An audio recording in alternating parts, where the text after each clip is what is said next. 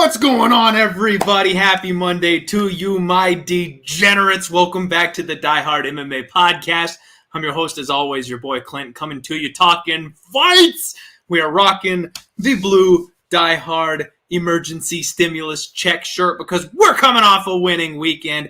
Gotta tell you, got super lucky this weekend and a little unfortunate, both at the same time. Everyone gets mad at people about winning and losing, split decisions. Bounces go both ways, folks. Could have won some, could have lost some. That's how it goes every single week. And thank you, Terrence McKinney, for locking up that 9-1 sub prop for us. I was just kind of sitting at my computer on Saturday morning going, what are the last couple sprinkles and things I want to add? And I went, 9-1? What the hell is that? Just threw a half unit at it. Sure enough, comes through. The dart hits. You got to love shit like that. Hope everybody is doing well this evening. We already have 42 live viewers in the chat. We've got the usual suspects hanging out with us. Grateful Dude, first one in the chat. How you doing, buddy? Noah in the chat. We got UFC Shelf, Jeffrey Caringold, Jonathan Ingram, Mike Harvey, Bon Kui, Luke McMahon, Uncle Weezy hanging out with us already.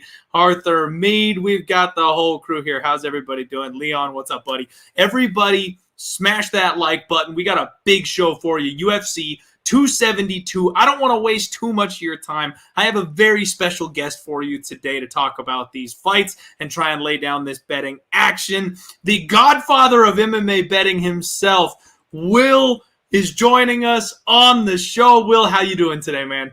I am doing amazing, Clint. I really appreciate you bringing me on here. I mean, I've kind of came back after having a little break. I had a little baby boy not too long ago, so I kind of took a step back and I managed to kind of watch more other shows out there, and there's so much content, and it's funny just seeing yourself, how you started, and then you skyrocket. I love seeing stuff like that, and there's so many other guys out there that make content. I remember back in the day, there was me, there was a dude called Surfer Kane, who was a guy that was around for a long time, and there wasn't too many other people to see many people making predictions. It's actually really, really cool to see. And people have commented and said they watch me doing it. It's like, if that dude can do it, I can do it as well. So it's pretty cool to be on here. And like I say, the viewers and Pub Sports Radio. So much appreciative to be on here, mate. It's awesome, Will. It's awesome. For those of you who don't know, this is Will Martin, literally the OG of the YouTube predicting scene. When I first started doing the podcast, I always shout out the couple of names that really got me going. And Will, yours was one of them, man. Like when MMA was just starting to kind of come around and take off, there just wasn't a ton of content. Not many fans cared enough to put their opinions out about the fights beforehand. So you kind of kicked off the YouTube and picking boom yourself. So it's a bit of a bucket list moment to have you here on the podcast with me. So I really appreciate you coming on and talking fights with us tonight. It's honestly, the honor's all mine because, like I say, it's one of my favorite things, just seeing guys like yourself. I think you even said to myself, I would love a follow from Will Martin. I can't remember when that was, a while back. And then to see where you went from there and your channels grew and just your supporters and everything, it's brilliant to see, honestly. It's one of my favorite things, actually just making videos, but seeing other people do it and succeeding, their channel growing, and some people are going full time with this gig. I mean, it's pretty special to see. And it's awesome. It's awesome, man. I absolutely agreed. I love the amount of people that are out there now. We've got a whole community set up and ready to go. And everybody's pumped, man. We're all excited to have you back. So thank you again for coming on the show. Tonight we're talking UFC 272. I almost dropped the Vegas. I'm so programmed to be saying UFC Vegas something at this point. But, man, we have got the ultimate grudge match. Let's get right on into the damn thing. Colby Covington taking on George or Jorge Masvidal, depending on who you listen to. Man, this fight is so hyped at this point. I can't wait for the press conferences. I can't wait for these guys to get in each other's face.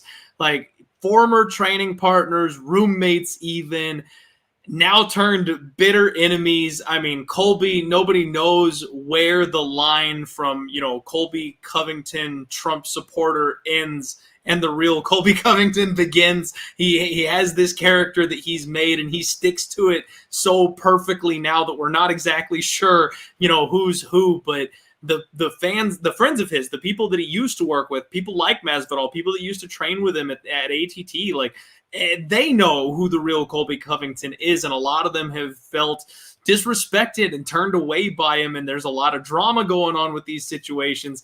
It makes for a really fun storyline, a really great fight. Both these guys coming off of back-to-back losses against the champ himself. Really, one of these guys is going to stick around in the contender circle, and the other one is going to kind of have to scrape and claw their way back after this fight. Will, super fun setup. Talk to me about this fight, man. How do you see this one playing out, and who do you like in this fight? I mean, I was thinking to myself, right, they announced this as a main event. I was like, is that going to sell? And I was like, it's going to sell. The bad blood is there between us two. And the funny thing is, I've got a picture that I put out on Twitter, I want to say a few weeks back, and it's a picture of me with Jorge Masvidal and Colby Covington from about 4 or 5 years ago. Wow. And I'm not kidding. It's like when those two guys were together, they were like brothers. There was like so much going on. There was so much hijinks between them. Super nice guys. You would never ever thought that things would kind of sour and go the way that they have. And I mean, since Masvidal's always been a kind of a named guy out there. He's a guy you put a lot of respect on his name. He always fights hard. And Colby was making his way up at that time, and he was handing out like flyers and stuff saying to support him and all that. So he really found himself once he started finding that character, and then his kind of skills started to kind of gather strength from there. So when you look at the matchup, though, I think we all watch kind of James Lynch's videos, and you watch the pro picks and stuff like this, and everyone I think is like, oh, I hope Jorge wins the fight. But when you look at it, you have to kind of side with Colby. And I really wanted to pick Masvidal, but when you sit back and watch Colby and the progression he's made since 3-4 years, he is a tough style matchup for a lot of guys, and Masvidal I think is one of those. But I also do think that Jorge, if I've got this feeling that if he hits him once clean and stumbles him a little bit, that he will get him out of there. But in those spots in between, I think Colby for me is just going to be a little bit too much with that pressure. His overall game, he's obviously got the takedowns. I think he will get takedowns, but I don't think his top control is that impressive. Honestly, I think that he gets people can get back to their feet quite easily. Someone like Masvidal, I believe it can easily get back to his feet and make this very competitive in the feet. Now, like you said, both guys lost to the number one guy, the best guy we've got in the sport, in Usman. And he kind of ran through Masvidal. The second time he ran through Masvidal. The first time, Masvidal gets all the props for coming in there, flying to Abu Dhabi, Fight Island on like 5 days' notice. And I think that Usman had an injury. But when you watch the Colby fights, they are great fights to go back and watch. 1A is Usman, and just below him is Colby. So if Usman's not there, he's the guy that's reigning over that division. So great fight. I really hope it's a lot of fireworks. I hope it's not like a bit of a... I think this week's going to be fireworks with the press conferences and everything that goes down with these two. I just hope the fight kind of lives up to the expectation. Back and forth brawl. For me, I have to lean on the Colby side, as much as I really want Masvidal to land one of those knees flying across the cage, something like that. I don't like the betting line, personally. I think the betting line's far too high. I kind of cap Colby maybe minus 175 to minus 200, but I also believe that the line will come down through the week. So I think if you're going to bet Colby, and there's a lot of guys that I know are going to bet Colby and bet him big, I think wait till later on in the week. The line might come down below minus 250, maybe minus 200. I don't know. For me, my favourite bet I think I like on this fight is the over 3.5. I'm looking to parlay that up in some spots, maybe even over 2.5. We've not got props out here in the UK, so but Colby's going to be my pick. But I'm rooting for Mr. Masvidal to come through and do the business. But it's a great fight. Looking forward to it. Yeah, man, I couldn't agree more. I mean, I'm in exactly the same boat as you. I favor Colby Covington in this spot. I think his pace, I think his boxing, obviously that offensive wrestling game, that chain grappling, just that constant pressure, that completely stifles dudes. I think this fight goes one of two ways. It's either a classic Colby Covington grind fest where he is just all over Masvidal, for 5 straight rounds. Masvidal's never been a guy that we've really thought to be chinny or anything like that. He's getting a bit older, so maybe Colby gets a late finish. I always say that. It never happens except when Tyron Woodley's rib popped out, so we can't really expect anything but a decision from Colby Covington here. The other alternative, though, is Colby goes, I'm full Ben Askren. You know, if Masvidal comes out, lands a flying knee, does something crazy, he's got that big explosive twitch power. And I honestly think Colby wanted nothing to do with the power of Usman. We saw, you know, the difference between the first fight and the second fight. Colby did not want to engage as much. Colby slowed the pace of that fight down because he took a beating the first time around. Didn't like how it felt to take those big power shots. I don't think that Masvidal is near the threat that someone like Kamaru Usman is, obviously, but he does have that one-hitter-quitter power on him, so Colby's really going to have to mind his P's and Q's, fight the perfect game plan, extend this fight. I like that look of yours on the over. Personally, I do think that it's Colby Covington by decision, but if you're looking for that banana peel price tag, if you're looking for that puncher's chance, I mean, plus 250, plus 275, that's right now where the line sits on Masvidal. You got to lay minus 300, minus 350 in some places on Colby Covington. Will, I don't know. I'm with you, man. I don't like that line. It's favored or pass for me. Yeah, I don't. The one bet that if I was on the Masvidal side that I like, in the UK, we've got like prop bets where you can bet him in rounds 1, 2, or 3, or 4, 5 in decision. And I think from what I remember this afternoon that Masvidal was plus 400 in rounds 1, 2, 3, and plus 700 by 4, 5 in decision. So maybe not the worst looking there if you're picking Masvidal, but like I said, I'd probably just go with the money line and just bet him outright instead of. You never know with MMA, crazy shit happens all the time. So yeah, that's the bet I would like in the Masvidal side if I was on that side.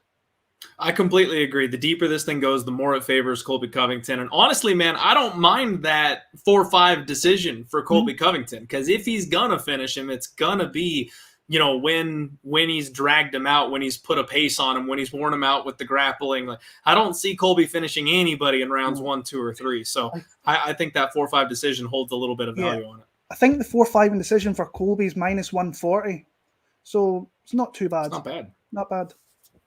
You gotta love when you get a fighter's like best path to victory and the price tag is better. I mean, what more you're asking for? I don't think, even with all the bad blood and stuff. I mean, Colby talked all that trash to Usman too about, you know, leaving him in a pool of his own blood and stuff. He just doesn't fight that way, man. It's not going to happen. Yeah. I mean, I was thinking this as well earlier on. This is a big fight for Colby, because if he comes out here and loses, like, where does he really stay relevant in that division at all? And like, does he move up to 185? I think he's going to be undersized up there. So it's an interesting fight. I mean, Masvidal is definitely kind of at the far end of his career, but for Colby, he's still in that kind of young phase where, like, he really needs this one to come through it and keep himself relevant in that division and be the 1B in that division, just in case Cameron, he might move up one day. Who knows? But big fight, looking forward to it. Bad blood. It's going to be fun. 6 a.m. on Sunday morning when I'm up here watching the main event. So, oh man, I always forget about the time difference. You are very dedicated to be up at 6 a.m. on a Sunday morning watching these fights, man. I love it. Yeah, that's why I've quite liked the last fight nights. They start at 9 p.m. finish by about 2:30 a.m., 3 a.m. It's like getting an early night. So, but a late one for the pay-per-views. I love it, man. I love it. All right. So both of us are definitely going favorite side here on the main event. Probably thinking over, probably thinking decision. For the co-main event, though, Will, we got a bit of a weird situation. Bad news, everybody. Like, if you haven't been on Twitter today, first off, I am sorry to bear the bad news to you, but Rafael Fiziev is pulled out from this fight. He caught COVID.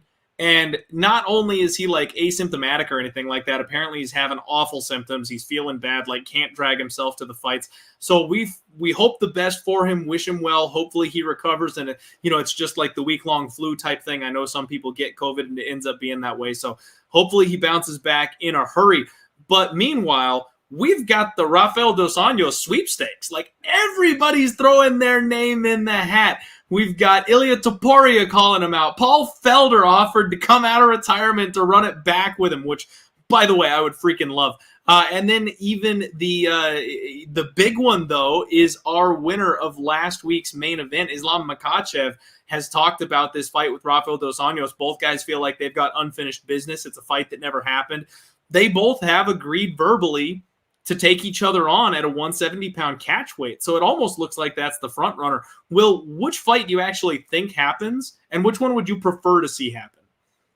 When I thought about it, when it all happened and it all kicked off, the first one was Islam. I tweeted out, is Islam still in Las Vegas? He's got to be still in Las Vegas. Habib's there.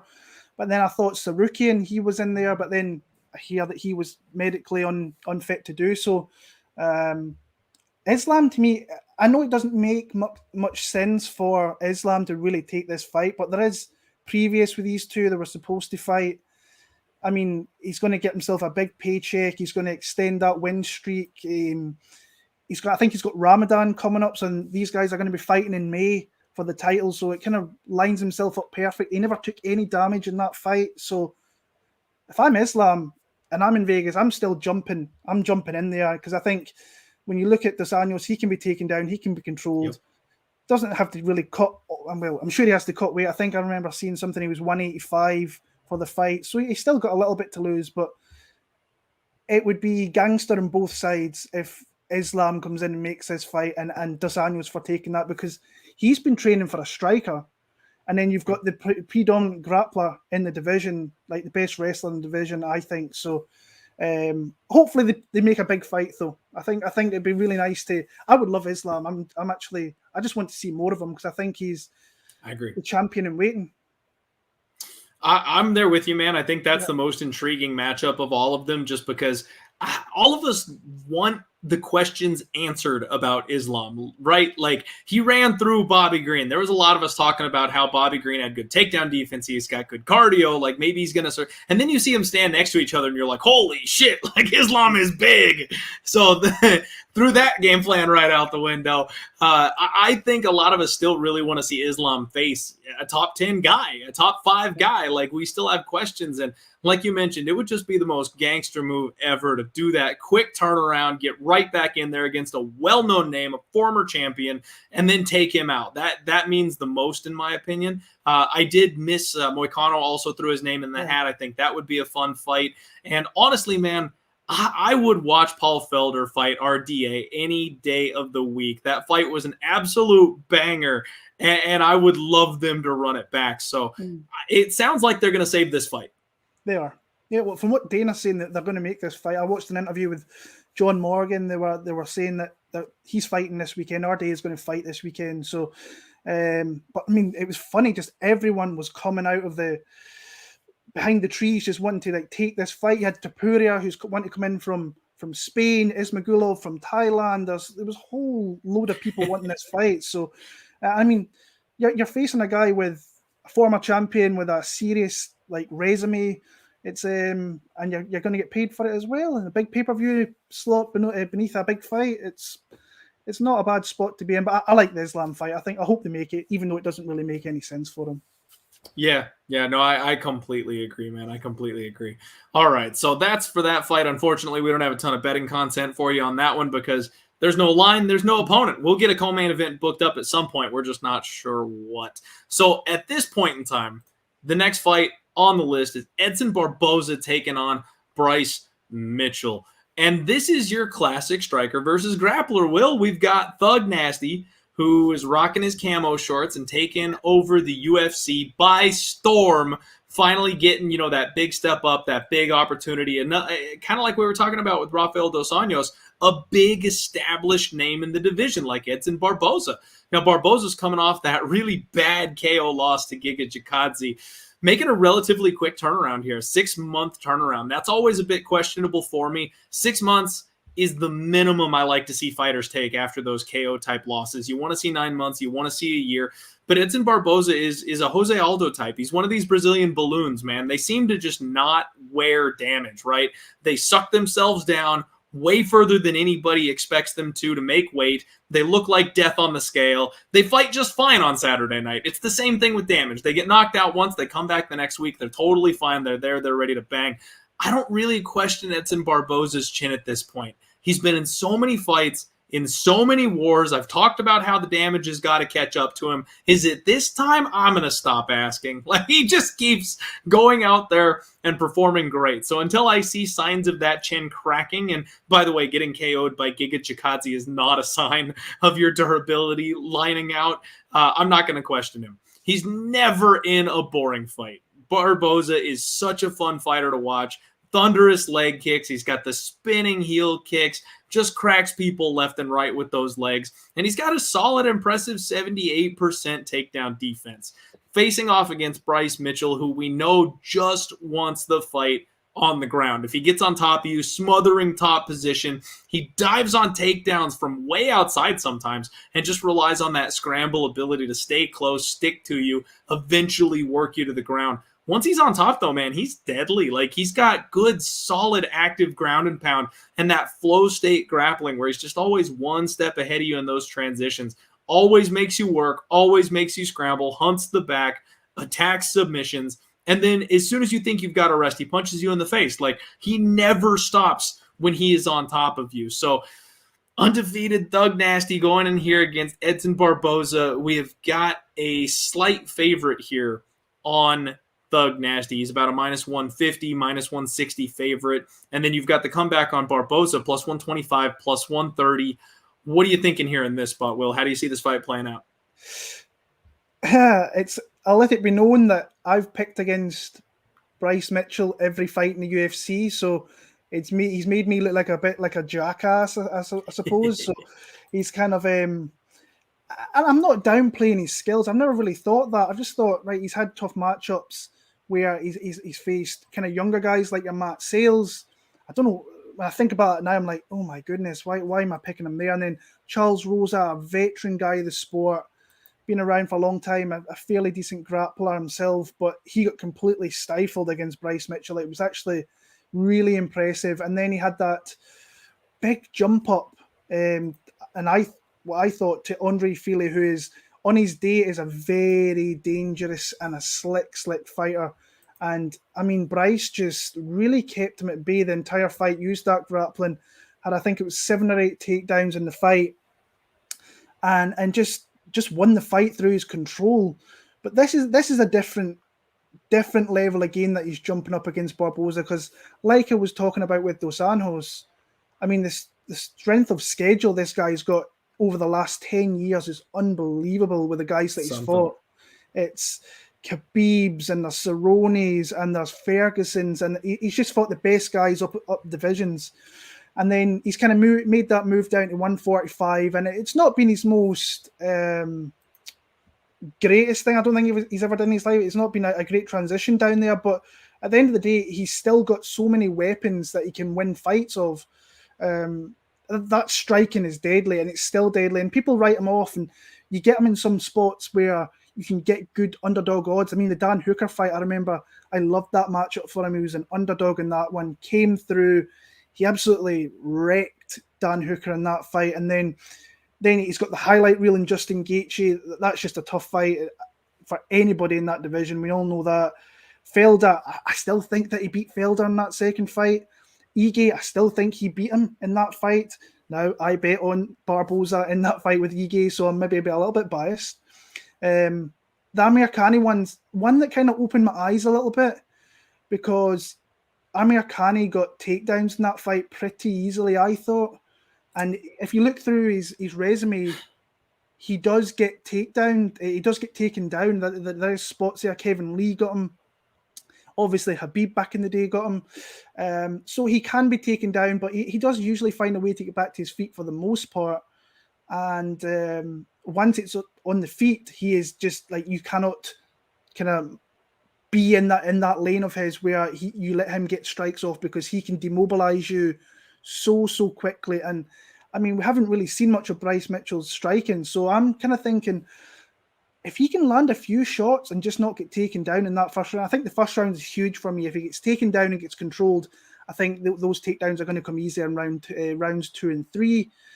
I think he has to be careful. Obviously, he's got those dangerous kicks, but Bryce will probably be looking to grab some of those kicks and take him down. Like I say, I think if he gets him down once in the first, train him a little bit, I think rounds 2 and 3 come easier. But I'm on the Barboza side. I faded Bryce already. I should probably realise that how good a talent he really is. But I want to see it in this fight against a legit guy in 2 divisions, a ranked guy in 2 divisions who's faced great opposition, and he's got a deadly skill set and can make this close, and he can hurt Bryce Mitchell. But like I say, first round's huge for me. I'm going to take Edson Barboza. I'm not super confident in it. I'll go with Mr. Barboza in this one, but yeah, I think it's a pass fight for me. Fair enough, man. Honestly, I'm on the same page as you here. I am not really buying in yet on Bryce Mitchell. I think he had some really good, nice setup matchups to get him rolling here, and he looked very impressive.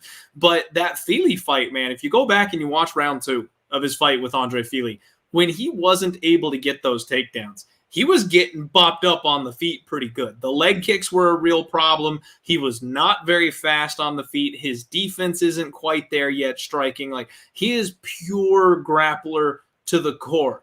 And I think Edson Barboza is a guy that is absolutely going to destroy him on the feet if he can't quite complete those takedowns. And you mentioned Barboza has been taken down. Now, the Makwan Americani fight, first off, let me just confess my shame here. I had a bet on Makwan Americani that night because I was kind of jumping on the you can take Barboza train down. I kind of wanted to buy in on Makwan Americani. He was saying all the right things. He was training with a bunch of big, heavy grapplers. He was going to go back to his wrestling, and then he just stood there and didn't do shit. He got 3 out of 6 takedowns in that fight. And when he did get Barboza down, it didn't last very long. Barboza's get-up game is solid. Ige went 1 of 4.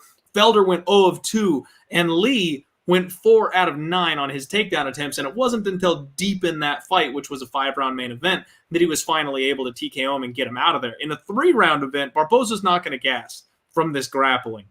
The big question for me here, Will, the big problem for me is I'm getting Brian Ortega vibes. We have not seen Thug Nasty for 2 freaking years. That Andre Fili fight, using it as a measuring stick for this one, I've eaten that lesson before. Like, you look at their last fight, and they get so much time off, and they've been nothing but working and preparing. I've got a feeling we see a whole different animal on Saturday. So I'm passing on this fight from a betting perspective, at least at this point. I want to watch these guys face off. I want to see them at weigh-ins. I want to see how big Thug Nasty really looks when he stands up next to Barboza, because if Barboza does have like a significant size advantage, I think that favors him even more, and I'll be more interested in backing the dog here. But I'm just really, I got this bad sinking gut feeling that Bryce Mitchell has leveled up in his time off coming back here. And those are the types of things that are hard to factor into a bet because you really have no idea. It's very true. Like I say, one of the things that fighters nowadays, like, you go through spells in the sport where they show you new techniques, or there's just a different type of fight. You had it with like low kicks that they target the bottom. Then now it seems really in this, especially this year, it's like people who can grapple non-stop. So you've got Bryce who can do that. You've got like Nick Maximov who can do that. You've got Ronnie Lawrence who can do that. These are guys that will just rinse and repeat takedown, control you with that. And Bryce is one of the guys in there that can absolutely do that. And I know there's Mr. Dan Levy. He popped a bet out on Twitter not too long ago. He's heavy on Bryce here to come in. And like, I know there's other people that I've kind of spoken to a little bit. They're very interested to bet Bryce Mitchell. I say the pass fight for me, but if I could get something over plus 150, I might feel a little bit tempted with that. And like I say, I think it's plus 130, plus 135 over here at the minute. But if it gets plus 150, I think that might kind of tickle me a little bit to maybe open my eyes and like, am I going to throw something on this? Because like I say, I keep fading the guy. He keeps proving me wrong. Plus 150 is a number that I usually like to bite at a little bit if I can get there. So, but like I say, for the most part right now, I'm passing. But like I say, we're only on Monday, early Tuesday morning over here. So we will see by Friday, maybe Saturday, what the deal is. Yeah, agreed. I do think this one's kind of a wait-and-see spot, especially for the Barboza backers. It's funny you said that you keep trying to fade Bryce Mitchell and it doesn't work. I'm that with Barboza, man. Like, I've been trying to bury this guy for the last 3 years, and he just keeps on taking money from me. I think I actually passed on the Giga spot as well. So, like, finally, when he loses, I don't think I cashed in on that spot. So now here I am trying to believe in him and get some winnings back by backing him. But it just feels so trappy, man. I see nothing but love for Barboza on Twitter. He's the dog, and that line isn't budging. So I want to see what happens. I mean, we kind of saw this last week with the Saryukian fight. Everybody was on Joel Alvarez, myself included, and that line crashed. And then come Saturday morning, Friday night, all of a sudden it steams back up the other way. Everybody who knows what they're doing comes in hard, buying low on the favorite, and they cash those big, juicy tickets. I could see those types of people waiting to see if they can get a pick'em price tag on Bryce Mitchell. I could see them waiting to see, if all the people betting on Barboza pile on and drive the number down. That's going to be kind of the red flag sign that somebody knows something's up. We really need to be on the Bryce Mitchell side for me. But also, if that line move starts steaming the other way throughout the week and it's not a late movement and we do end up getting plus 150, plus 160, plus 170 on Barboza throughout the course of this thing, yeah, man, that's when it's dog or pass. That's when you take the nibble on the underdog when you get the better number. So I'm with you. I'm going to sit tight and wait on this one, I think. Yeah, like I say, I knew last week you're going on about Alvarez, and I watched you last week, and I was like, there's a few people that I speak to regularly just message me with stuff, and they were all in Alvarez, and I'll put my hand up. I am a sucker for Arman Tsarukyan. I bet him in every fight. I bet him plus 400 against Islam when he came in. This is one of the guys that I knew was coming up. And I was like, this guy is really good, like really good. It was obviously too early against Islam, but I thought he gave a great account of himself. And like, I never, like, you lay the hammer on occasions. I never do it. But last week, I said if hits minus 200, I'm throwing my big bet on it. And I mean, he was minus 200 and he looked minus 1,000 in that fight. He just ran through that guy. And I see him as a top 3 guy in that division within the next 24 months, the next 2 years. So yeah, we will see where he goes from there. But like I said, I'm a sucker for Arman Tsarukyan. So yeah, he's a good one to be a sucker for, man. He really is a special talent. And that's, it's funny. I talked about that last week because I said I might be late to the party. I've been a Joel Alvarez guy since he got to the UFC. I cashed in his first 3 fights at big plus lines. And then I jumped off on the Moises fight. Moises has been another one of these guys that I just can't quite figure out. And I'm like, I'm not going to go back to the well and fade Moises and lose money betting against him again, even though I like Joel Alvarez. And the way he won that fight, I got sucked in, man. I was like, okay, I missed the boat. I know I missed the boat, but I can't miss it again. Like, I've been on him since the beginning. I'm going back to the well. And it's funny, Will, I normally have very unpopular picks in MMA. It's kind of my thing. And I got so much love and support for that Joel Alvarez fight. I was like, oh, that's not good. Like, why does everybody love this pick? Shit. So I had a bad feeling going into that one. And very nice bet by you, by the way, laying the hammer on a good number. Yeah. All right. Hey, real quick, everybody, we're going to hear a quick word from our sponsors, Pub Sports Radio, Southtown. Smash that like button for me. We'll be right back with some more breakdowns.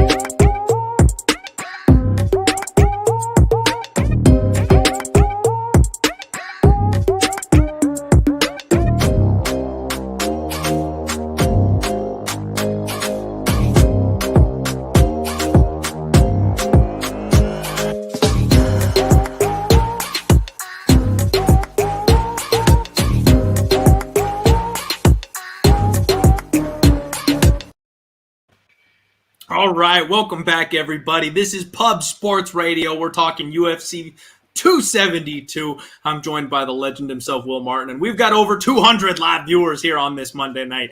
Thank you all for spending the evening with us. Again, do me a favor, smash that like button. That's the best thing you can do to help us out. Make sure everyone gets this free content, baby. Next fight we've got to talk about Kevin Holland finally making his glorious UFC return, taking on Alex Cowboy Oliveira. And what a fun fight this one should be, Will. I mean, both guys coming off of 3-0 runs. I know they say that Kevin Holland is coming off a 0-2 with 1 no contest, but it's 0-3. That clash of heads club and sub spot, I think we have got to give I think it was Dawkins, right, that got him with that one. We got to give him all the props for going ahead and finishing that. Holland got rocked by that, that accidental headbutt. That absolutely happened, but the follow-up and the finish was all Dawkins.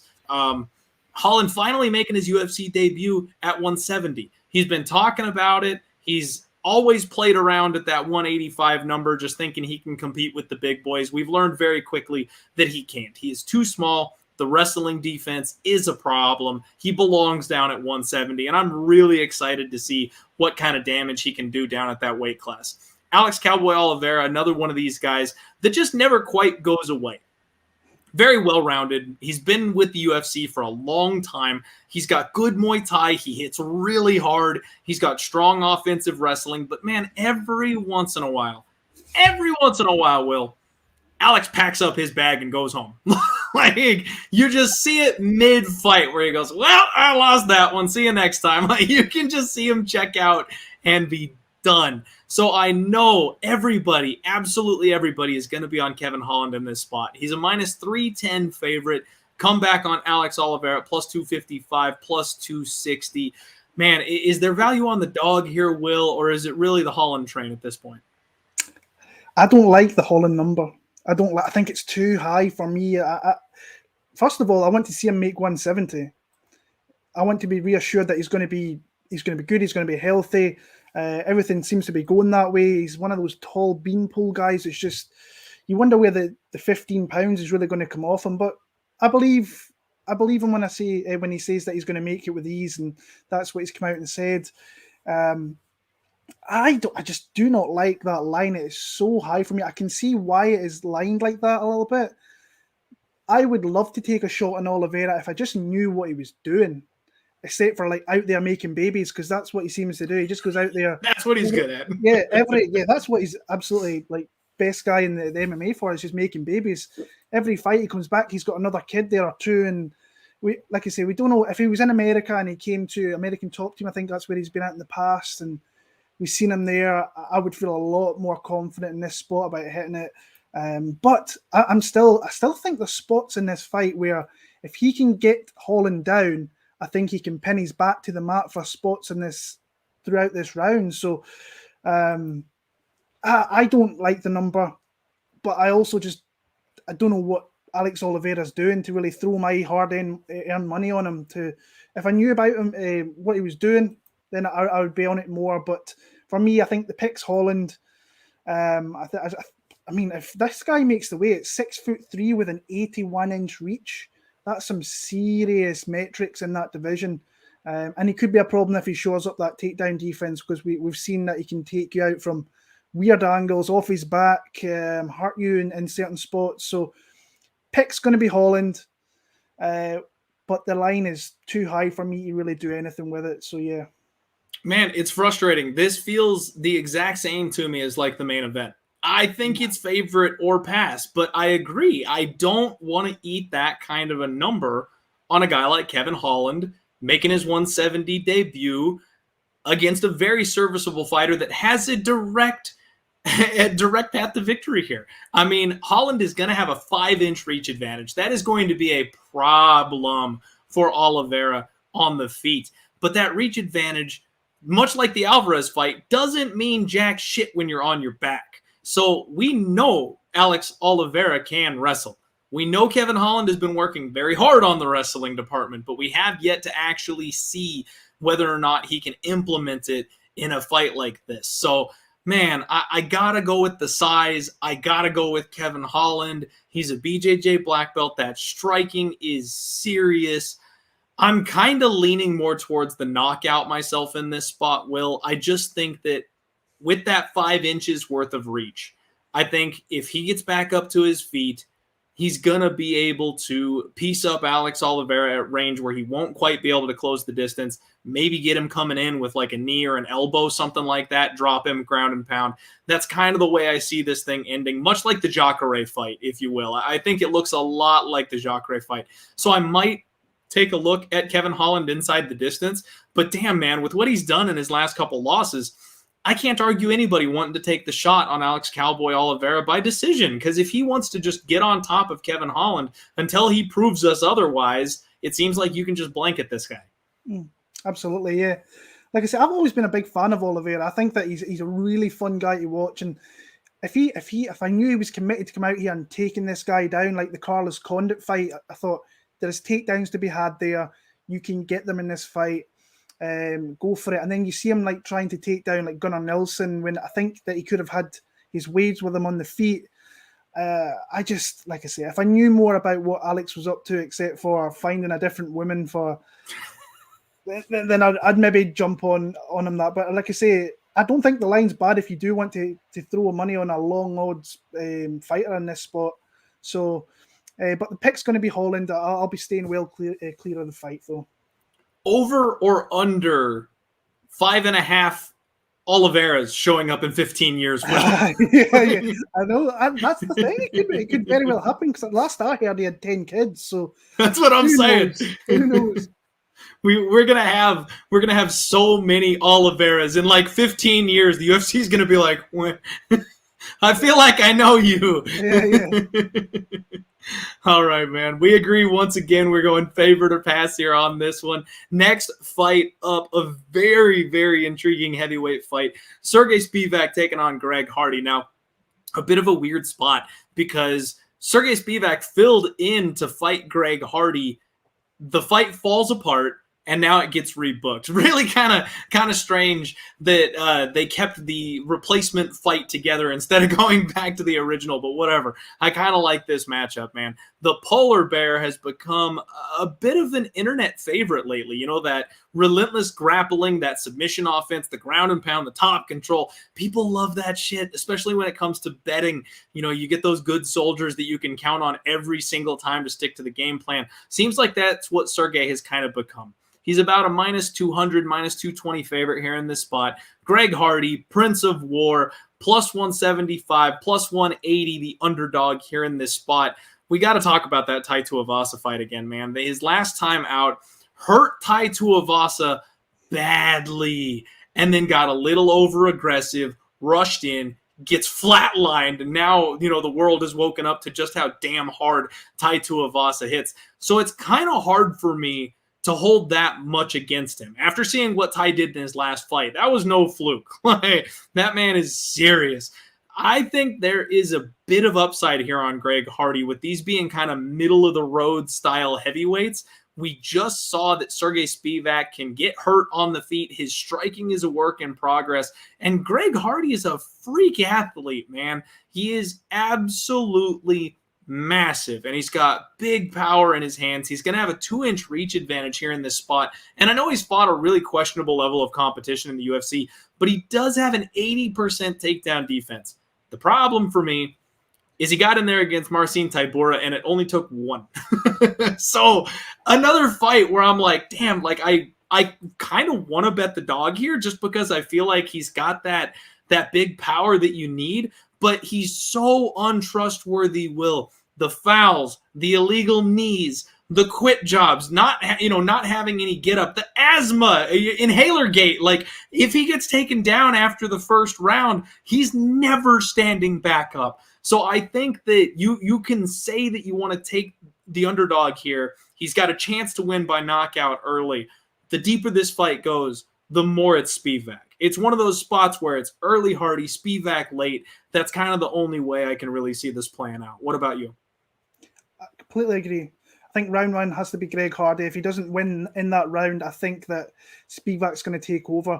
If I'm Spivak, I am trying to just get a hold of this guy and try and get him to the ground, because I think he will absolutely full guard. Fold. I think he'll melt under the pressure of having a guy on top of him. I just don't see how he would survive that. But he will be dangerous if he can maintain distance and push Spivak back and be the one that gets off first. He's going to have a lot of success in this fight because Spivak will maybe just allow him to kind of come forward a little bit and just kind of control the pace of the fight a little bit. And obviously he wants to knock the guy out, but you mentioned 80% takedown defense. That's not bad for a guy like Greg Hardy, who's kind of made his ascension up in the UFC. I don't think that's bad at all. But if I'm Spivak, I tried to make the fight pretty similar to the Tai Tuivasa one from back in the day. He was coming off that bad loss to Walt Harris. He used his wrestling, got away from the dangerous hands of Tuivasa, took the fight to the ground, and then from there he got a really nice, and that's a big win. When you look at that win now for Spivak, that's a guy that's in the top 5 of that division, and you can throw yourself in there, and you can always, it's one of those wins that just ages really well. For me, like I say, I don't mind people taking a shot at minus, was it plus 170? Plus 170, yeah. I actually quite like the Spivak side. This is one of the first spots I looked at. I thought, because every week, or the week before even, I look at the lines, and I'm a parlay first guy. I always have been. I grew up betting soccer, and I always like to do parlays. And if you look at my betting record, you will see that I'm a very, very profitable parlay guy. And Spivak at minus 200 was a guy I thought I can build around him if I can find the right spots. But I'm finding this card quite hard to make parlays on for me. So for me, it's just kind of shouting out dogs this week. But Spivak is a guy that I would feel comfortable with in a parlay, but there's not really much round about him that I like. I actually like Spivak rounds 2 and rounds 3. Yeah. I'd like to see what the odds on those are. So that's the spots I would play, is Spivak in a parlay, or I would put him rounds 2 or rounds 3, because I think if he gets through round 1, I think he's got high upside. And also for DraftKings, I think I quite like some Spivak this week. So we will see. That's a good call on the DraftKings side of things for sure. There, Will. Man, yeah, I don't know what to do with this one. I've never really been a Greg Hardy backer. In fact, when he first got to the UFC, I was all on the fade train. I was like, the UFC is going to keep putting this guy in the spotlight. They're going to give him winnable fights against bums, and he's still going to manage to lose those. So I was all betting against him. And then he hit that point where he finally got serious. He hit that point where his freak athleticism actually started to be an advantage because his skill set started catching up. And now he's facing a young up-and-coming contender in Sergey Spivak that has holes of his own. So I can't say this is just a runaway spot for Spivak, but it might be a good live betting opportunity, because if Greg Hardy doesn't win in round 1, unless Spivak takes him down and lays on him in round 1 the whole round, like then of course he's going to be minus 600 going into round 2 or something like that. But if Hardy is at all successful in round 1, maybe you jump on Sergey Spivak live after that first round. I don't think I can ever put my money on Greg Hardy, Will. I've talked about how you've got to be able to trust fighters' gas tanks. You got to be able to trust their chins. You've got to be able to trust their fight IQ. So even the dog hunter like myself trying to throw darts at people that have a chance, man, you better just take that KO prop if you're going to bet Hardy, and you better be getting a good number on it, because this guy has no IQ. He has no gas tank. He's got a chin. He seems to be relatively durable, but the other 2 things, I mean, that's 2 out of 3 strikes against him. I can't put my money on him, even if the line seems maybe just a little bit wide to me. I think the size is really the biggest factor here for me, Will. I know the wrestling of Spivak is a big deal. I know that's his main skill, and Hardy probably is going to struggle with that, but Spivak can get shut down, and when he gets shut down, he kind of reverts to boxing. So I think if Hardy stuffs 1 or 2 takedowns early, then they're going to get into a bit of a slugfest, and that's kind of where I favor Hardy. So in DraftKings, I might go the other way, where I take a little bit of Greg Hardy just because he's got that round 1 killer upside. Mostly a stay away from me, Will, if I'm being completely honest. I'm kind of doing this thing on it where I can make an argument for both guys, so I think I'm probably just going to end up passing. Yeah, you mentioned the live bet. Like I said, I'm not a good live better because, like, when I'm watching the fights, it could be 4 a.m., 5 a.m. I'm just like, I don't really want to have my phone in my hand. I'm kind of trying to stay awake more than anything, especially with kids now. It's just like, right, just try and stay awake. So, but live spot might actually be it might actually be the spot, depending on how the first round goes. I don't mind that so much. Yeah. I don't know. It's an interesting fight for sure. I can't wait to see this one. Honestly, though, it should be a car crash. If you can go fight doesn't go the distance, maybe that's the way to go. Because I don't think if Spivak is winning this fight, I don't know that Hardy's going to be able to survive 15 minutes of it. Because that probably means it's Spivak on top. That probably means Spivak gets his back or crucifixes him. So you know what I mean? Like, that's how Spivak wins this fight. And the same thing on the flip side. If Hardy is winning this fight, I have a real hard time seeing him winning a 15-minute decision over Spivak without landing that big bomb. I mean, maybe if they both death gas to the point that nobody can do anything in round 2, we might get one of those classic slow heavyweight slops. But I kind of think violence is maybe the best way to go in this fight if you're looking for an angle for it. Agree. All right. Well, let's move on. We've got Jalin Turner taking on Jamie Mullarkey coming up next, Will. And I'm a little terrified about this fight. This is the one and only bet I have made so far pre-flop on this card. And to sum it up, man, I am buying in on Jalin Turner. He was a guy that I bet heavily against Uros Medic, got the submission prop against him last time out.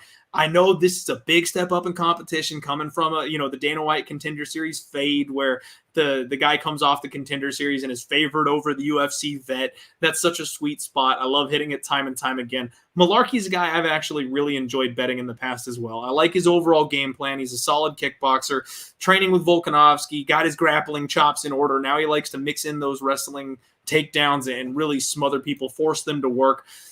But I think that's just such a bad game plan against a guy like Jalin Turner in this spot. There's a lot of people out there comparing this fight to the Matt Frevola fight. And I'll be honest with you, Will, I bet against Matt Frevola in his last fight, mostly due to like chin concerns. But he is far better of a wrestler than a guy like Jamie Mullarkey is. If you want to compare skill for skill, Matt Frevola is a chain grappler with a gas tank like none other. Mullarkey likes to mix in those takedowns, but he really does his best work with his hands. Like, I don't see him chain grappling a guy for 15 straight minutes, especially not someone the size of Turner. And Turner seems to be he's that blooming flower for me right now, Will. He's finally coming into his own after making his UFC debut against a guy like freaking Vicente Luque. It took him a while. You know what I mean? Now he's got those fights under his belt. He's got those rounds. He's got that experience. I think the reach is going to be a problem. He's going to have, let me see here. I put my notes down here. He's going to have a 3-inch reach advantage here in this spot. And I just don't know that Jamie Mullarkey is going to be able to handle what this guy brings on the feet. On top of that Brazilian Jiu-Jitsu black belt, if Mullarkey does go to that grappling game, Turner's the type of guy that hits those subs, man. He transitions so well on people, and he is super active from his back. There's a lot of people who will accept bottom position as black belts because they want to play jiu-jitsu. They want to look for the Wellington Turman armbar from guard. That is not what Jalin does. He has excellent butterfly hooks. He uses sweeps and reversals to scramble and get on top or get back to his feet. I don't think that Jamie Mullarkey will be able to keep Jalin Turner down personally. And when they're striking, I think that reach advantage is going to be a big problem. I know both these guys have been knocked out, so I can't say Jamie's got chin problems and Jalin doesn't. It wouldn't be fair of me to say that. They've both taken knockout losses. But, man, I just really like Jalin Turner's overall game. I think the physical advantages are going to be the thing that kind of sets him apart here in this spot. And I laid minus 130. It's a bigger bet, man. I did 3.9 units to win 3 on Jalin the Tarantula Turner. Gives me the heebie-jeebies when he weighs in with that spider, but I'm going to be cheering for him this weekend. How do you see this fight playing out, Will? Well, I'll start off first of all. I've got a little story to tell regarding Mr. Turner and his mother. So, like I said, I've been around on YouTube for coming on 10 years. So, like, you're talking about people's friends, family, all this. So don't disrespect fighters if you can, because we're the ones that sit and watching them, we're evaluating them. And sometimes you say things like, you just say things that you kind of learn from. And I got checked real quick when I said something about Mr. Jalin Turner. So I made my video. I think it was against Josh Kulabau. I picked Kulabau against him. In hindsight, that's a pretty terrible pick. And I think actually, did I bet him in that spot? I maybe did. And I maybe say I didn't like Mr. Jalin Turner's chin, and he got hit pretty badly. And then I got this comment in the comment section, and sometimes you get kind of nasty comments, and you get comments that they say things. I wouldn't know about that. And I thought to myself, that this one was just a little bit different. I was like, this is definitely friends and family. Something's going on here. And then eventually I found out it was Jalin Turner's mum who was actually watching the video. I said I didn't think Jalin, I thought he was a guy that had a lot of ability, could move forward. I just don't think the right time was now for him to be in the UFC, but whatever it may be. And she defended her son to the nth degree and kind of turned me around a little bit and spanked my backside a little bit. And I kind of turned around. We started speaking a little bit. I kind of apologized for maybe saying things that really, like I said, I'm watching and just evaluating. So, and I'm not a pro at this. It's just what I see. And she defended her son, and she defended, I think, Roosevelt Roberts and Andre Ewell, and there was other people that they all know. So, and then she ended up subscribing. The next thing I get a message from Jalin, and Jalen's message, like he's commenting, and we sorted it all out now to where that's awesome. She subscribed to my channel, but then I'm like, right, where do I go from here? Like, 'cause do I have to pick Jalin in every fight? So I've picked him in these last few fights, but I'm picking against him in this fight. So I was like, where do I go? I've bet Jamie Mullarkey already. I bet him this afternoon, plus 125. But I completely see your angle with him buying in, because what he has looked like in his last two fights has been the ability, obviously, that his mum sees where he can go. He's making those big steps in his game, and he's a huge guy for the division.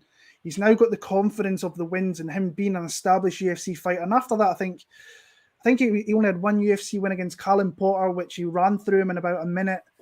And I thought to myself, right, I'm not sure this guy belongs in the UFC. This guy belongs in the UFC. It was a bit of an eye-opener in these last two fights, just to see how far he's really progressed and he's moving forward.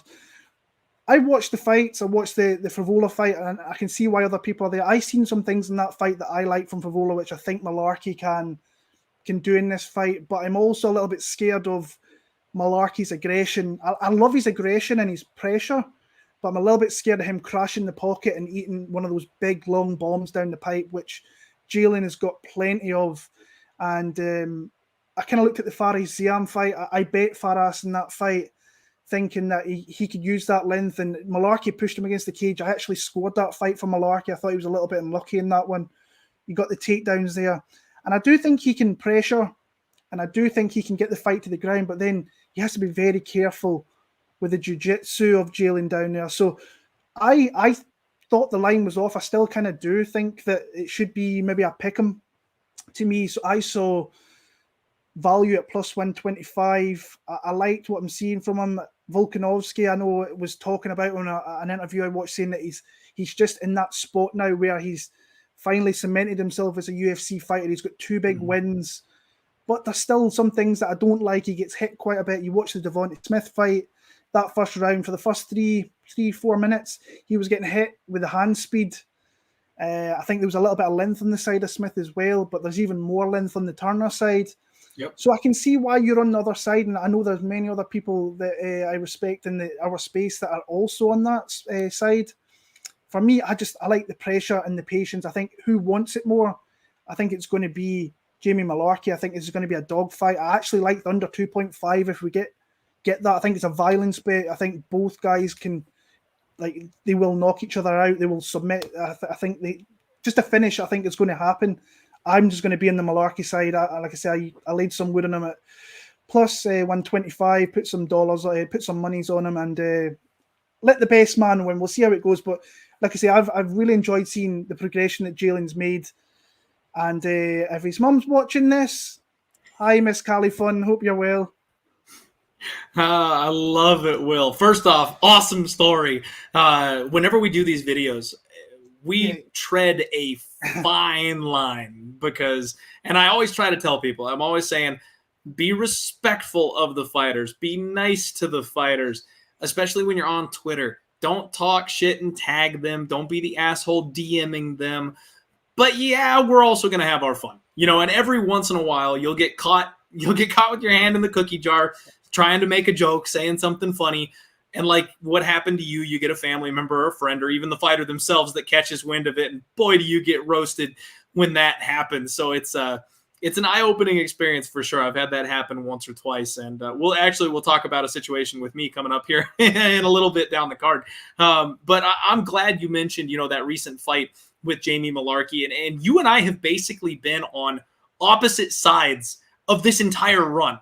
Because I bet on Jamie Mullarkey against Faraz Ziam. I've been a backer of Jamie Mullarkey, and that's where when I watched that fight, I went, I think that Turner can do exactly what Faraz Ziam did, just better. Like I think he has more of a reach advantage. So if he plays the range game, he can control that distance more. He is more of a finisher. He's more of an offensive threat with his jiu-jitsu. He hits harder. So any of those spots where Faraz was having success against Jamie Mullarkey, Jalin Turner can do exactly that and then hurt the guy while doing it. So I took kind of the opposite from watching that fight and said, I think this is a spot where Jalin Turner can replicate what this man did. And I completely agree with you on the violence bet. I do think whoever wins this fight probably wins by finish. And maybe that's the bet that both of us should be making to begin with, is just betting this thing not to go the distance or under 2.5 whenever that line gets released. You mentioned the value, Will, and that's something that I always try to shoot for as well, as trying to make the best value bets. Now, every once in a while, we claim value and it turns out to be completely wrong. Alvarez being a very recent example. I'm not even trying to say that was value after watching the way the fight played out. But what I did, and what I get a lot of crap for, is people always tell me, I don't want to hear value. Just pick the winner. Well, let me get my crystal ball for you, because it's very hard to pick who is simply going to win a fist fight when these guys are in there, pounding each other in the face. But that's kind of what I'm doing here. I think that you probably should make Jamie Mullarkey the favorite in this spot. I think his resume, you know what I mean? The people that he's fought, what we've seen, like he kind of deserves to be the favorite here in this spot, in my opinion. However, I think Jalin just straight up beats him. I would be betting him as the underdog. I'm betting him as a slight favorite. I don't want to be laying -160, -175, or whatever it gets up to. But I do think that I'm willing to take a short favorite price on him, and that's kind of what I did. I took my stance at -130. Yeah, like I said, the reason I never waited for the kind of under 2.5 and what it might be is because it comes out super late. It's like Thursday morning over here, and sometimes I'm working, I miss the lines and so on that I need. And I just like the straight bet. And I'm not a great prop bet. I sit back and I watch some of you guys that are hitting plus 900s like you were at the weekend or whatever it may be. And I'm just like, oh, God, how can I not see that? But like I say, it's a prop bet. I'm getting there. But it's definitely one of my kind of weak spots is I don't see enough. I don't see enough of it, really. I just don't see the spots as clear as some people do. And but I'm getting there. I like Mullarkey in this. But I actually really like the fight. I think it's just a great, well-matched fight. It's going to be fun. It's one of my, I think, probably my outside the main event. And there's another fight I'm looking forward to. This is the one I'm looking forward to because I think it's just going to be fireworks from the get-go. So I'm really thoroughly looking forward to this fight. Completely agree. And shout out West Coast here for maybe the comment of the day. That's a bunch of Mullarkey. You gotta love the jokes riffing off the fighter's name. Absolutely one of my favorite things. And shout out to Bananas and Grapes in the chat. Linkin Park is my favorite band of all time, ever. So props to you. Thank you for hanging out with us here this evening. All right, everybody. We are moving the show along here in maybe one of the most exciting women's MMA fights in a long time coming up here for me personally. Marina Rodriguez taking on Xiaonan. I love Marina Rodriguez, Will. I have been on the Marina Rodriguez train since she got to the UFC. I was the guy cursing when, you lay chalk on her and she goes to a draw because she can't get off her back against, grapplers that smother her. And it's happened more than once, but I keep going. look at the raw physical ability. She's female Jalin Turner. Like, she is so much bigger, so much longer. She hits like a damn truck. Her striking is so clean. I'm like, if you just call Ben Askren, learn how to stuff a takedown, and she'll be UFC champion. Like that, I've been saying this for years. I absolutely love everything about Marina Rodriguez and her game. And we saw in her last fight, 5-round main event, she was able to beat the brakes off of, somebody that not a lot of people expected her to have a whole lot of success against. And she survived the absolutely insane submission offense of Mackenzie Dern throughout that fight. I think she's finally starting to round out, Will. I think it's finally coming to fruition that she is becoming the fighter I always thought and knew maybe she could be. Here she is taking on Yan Xiaonan, a fighter that, to a lesser degree, I had a similar feeling on when she first got to the UFC. Hasn't impressed me quite as much as Marina personally since, but very dangerous, very skilled, very well-rounded. You've got minus 250 on Marina Rodriguez, plus 210 on Yan Xiaonan. I got to shout out my guy, James Lynch. Apparently, Yan has gone out to Team Alpha Male for this camp, which we know they put together these, wrestle boxer brawler types. And that's probably a really solid game plan, taking on someone like Marina Rodriguez, who has had trouble getting put on her back and then getting back up to her feet. Will, I'm a little nervous because this is another favorite or pass spot for me, in my opinion. I think Marina Rodriguez is the better of the two strikers. I think she's going to have a slight speed advantage here in this spot, like she usually does. She will have a 1-inch reach advantage. However, Yan Xiaonan, she can blanket her if she wants to. And this is a 15-minute fight. This is not a 5-round main event where Marina Rodriguez can give up 2 rounds and it doesn't matter because her pace will take back over throughout the rest of the fight. She has to win 2 out of those 3 rounds. So if she gets sloppy, if that takedown defense is something she's maybe neglected since the last time we saw her, it's a little concerning to me that Yan is with a group full of wrestlers and going to come out with that Team Alpha Male game plan. But in her interview with James, Yan Xiaonan was talking about how she's going to make this a 15-minute striking affair. So that makes me feel a little bit better personally, because if she is not planning on going to the wrestling all that often, I think Marina Rodriguez wins this pretty comfortably on the feet. I can't sell Yan Xiaonan short, though. She hits hard. She literally broke Karolina Kowalkiewicz' face and started the retirement talks for her. She knows how to mix in the takedowns and make sure her opponents know the threat of those level changes at least. I can understand people saying that she's a live dog, but again, I kind of got to pick the favorite here. What about you, Will? Yeah, like I said, I watched James Lynch's interview and I heard that she went to Alpha Male as well, and I'm thinking to myself, oh, well, I like that. I think in the matchup where she can potentially get takedowns, I like that. But then I was thinking, who is she out there really, which other female is she out there doing it with? Because the only one I can think of is Corey McKenna, who fights in a few weeks in London. That's the only girl that really comes to my mind that is still at Alpha Male and is kind of relevant in the UFC, or even just comes to my head of being at that camp. I'm kind of on the side with you as well. I like Marina Rodriguez in this spot, but I don't like the line. Again, I think that the line should be closer. I know there's legit people on the Yan Xiaonan side that really think this could be the last opportunity to maybe get a number like that, and I can totally see why.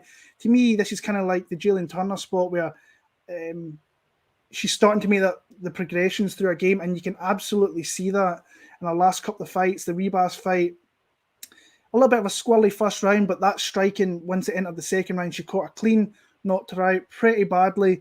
And then you go into the Waterson fight where she was just quicker. She was to the punch first. She was just mixing up, tie, clinch, landing big knees.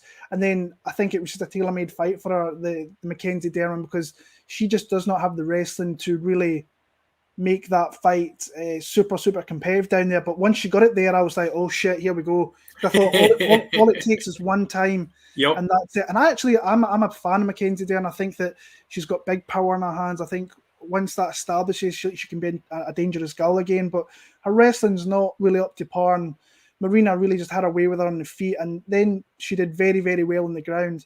But like I say, Yan has shown takedowns in the past. You watched that Kowalkiewicz fight where she beat her up think she got 4, maybe even 5 takedowns in that spot there. And I think she'd be smart if she does take this to the ground. Just even if she can get the fight there, just a few times, it's going to help with the what the judges are seeing. Because I do think on the feet, it could be very, very close. But I just edge Marina. I think she's a little bit. I like her combinations a little bit more. I like her pace. I like how she varies attacks. I like her tie clinch as well. But I am a little bit worried because she does fight close and she has had draws in the past. But I edge Marina Rodriguez in this one. I think her by decision is the spot I would go, but I don't know what the line on that would be. It'd be better than minus 250 than what she's at, I reckon. So, yeah. Yeah, I couldn't agree more, Will. It's a little bit boring to say favorite, but honestly, that's how most of these big pay-per-view cards go. Like that, these bigger minus 200 or higher favorites, they just tend to roll in the UFC. Like that's, those are the guys the UFC is showing off on these big pay-per-view cards, and that's kind of how I feel about this spot. I think that Marina Rodriguez is everywhere on the feet better. It's just that grappling that's the big concern for me. Another spot where I do want to see the weigh-ins. I do want to see the face-offs. I want to see how big Yan is. It's been a while since I've seen her really size up with somebody. We know Marina's tall and long, and with the wrestling, sometimes that can backfire because it makes it easy to get in on those legs. But if this is a striking match, yeah, it's Marina all day. I might parlay her. I'm not sure what I want to do just yet, but the problem is I know at the end of the day I'm going to be like white-knuckled if I parlay her because it's going to be a split decision where Yan gets a couple takedowns in and did she do enough damage to get the nod? And, judging was questionable to say the least last week. So, yeah, I don't know. If you parlay Marina Rodriguez, like I said, that's another just win type of bet. I do think she gets the nod. I am going to pick her, but God, be ready to sweat.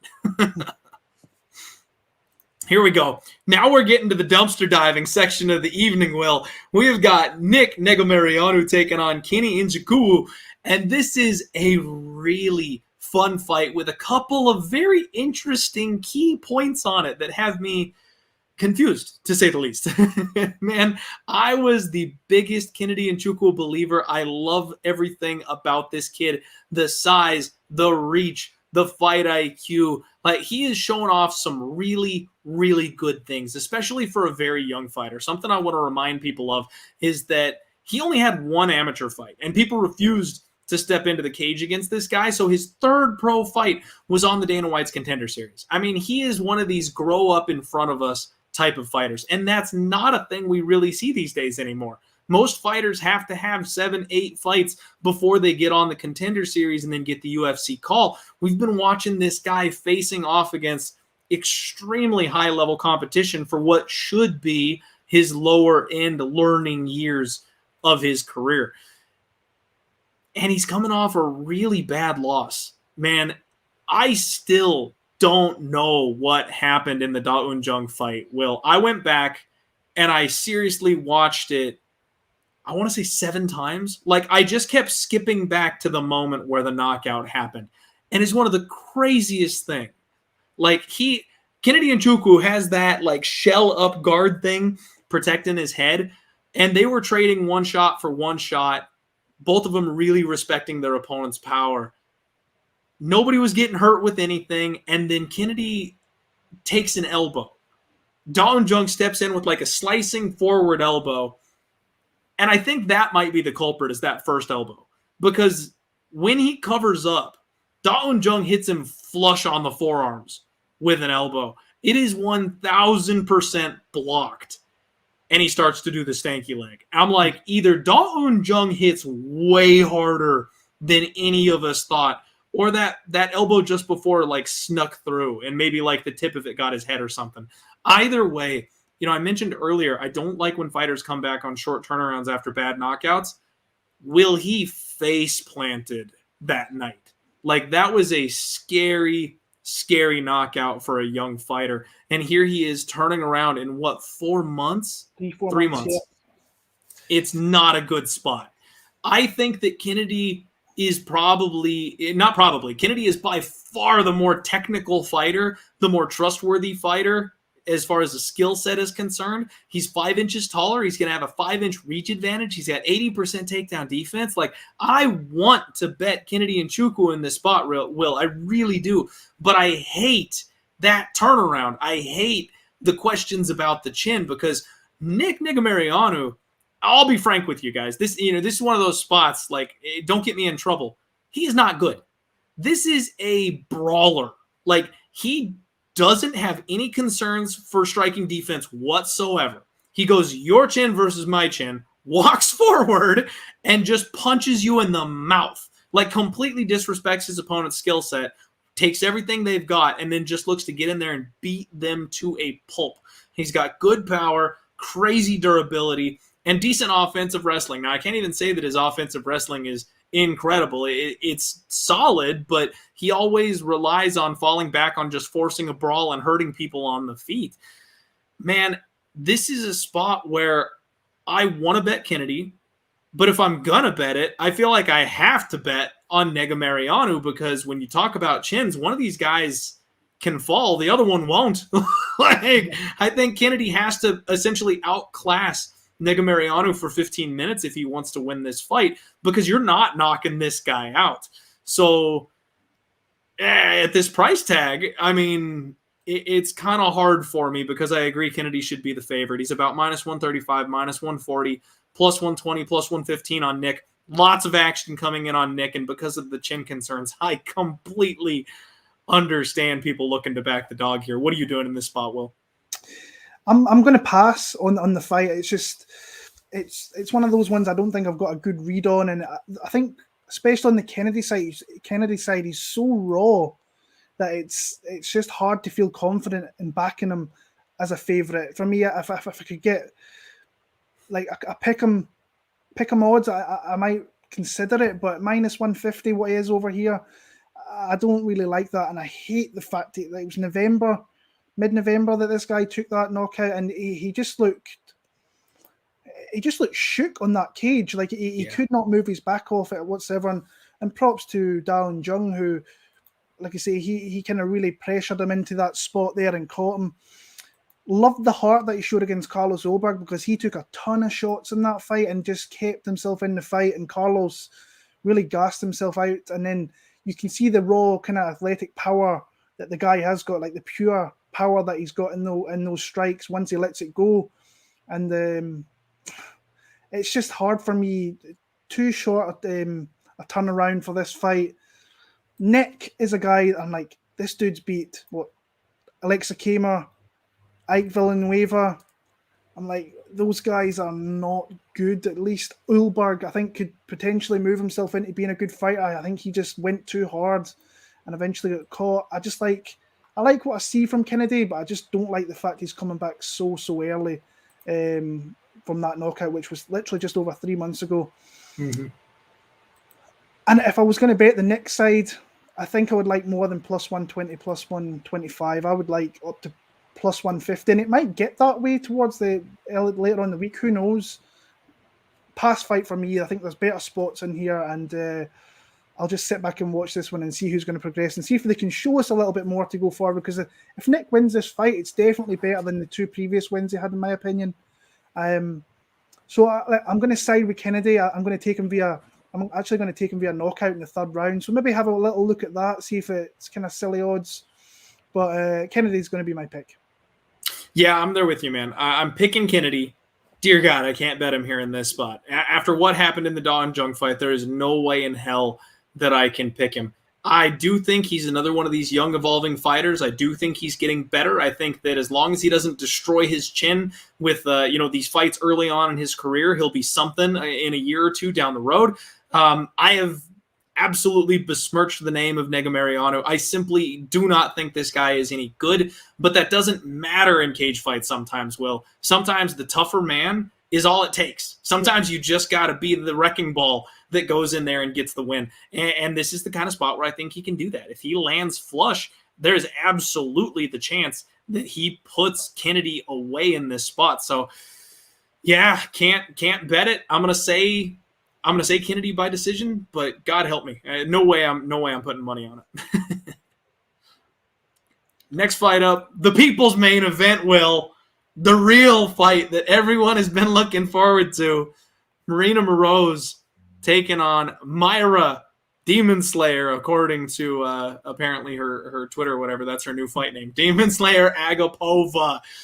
What a fight. This one is going to be high-paced women's MMA action. And I know there's a lot of people that don't like women's MMA. But seriously, the way these two women strike, the way they scramble, the way they're capable of finishing, like, this is going to be a fun fight, Will.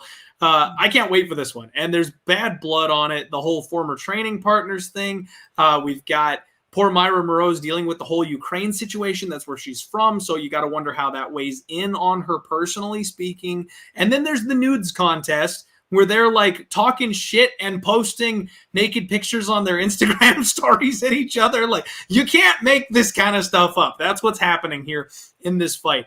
Myra Moroz, or Marina, sorry, geez, I can't pronounce her name right now. Moroz is training at ATT. She's got nice long striking, high volume, mostly boxing. Every once in a while she'll mix in those kicks. She likes to stay on her bike, jab her opponents to death.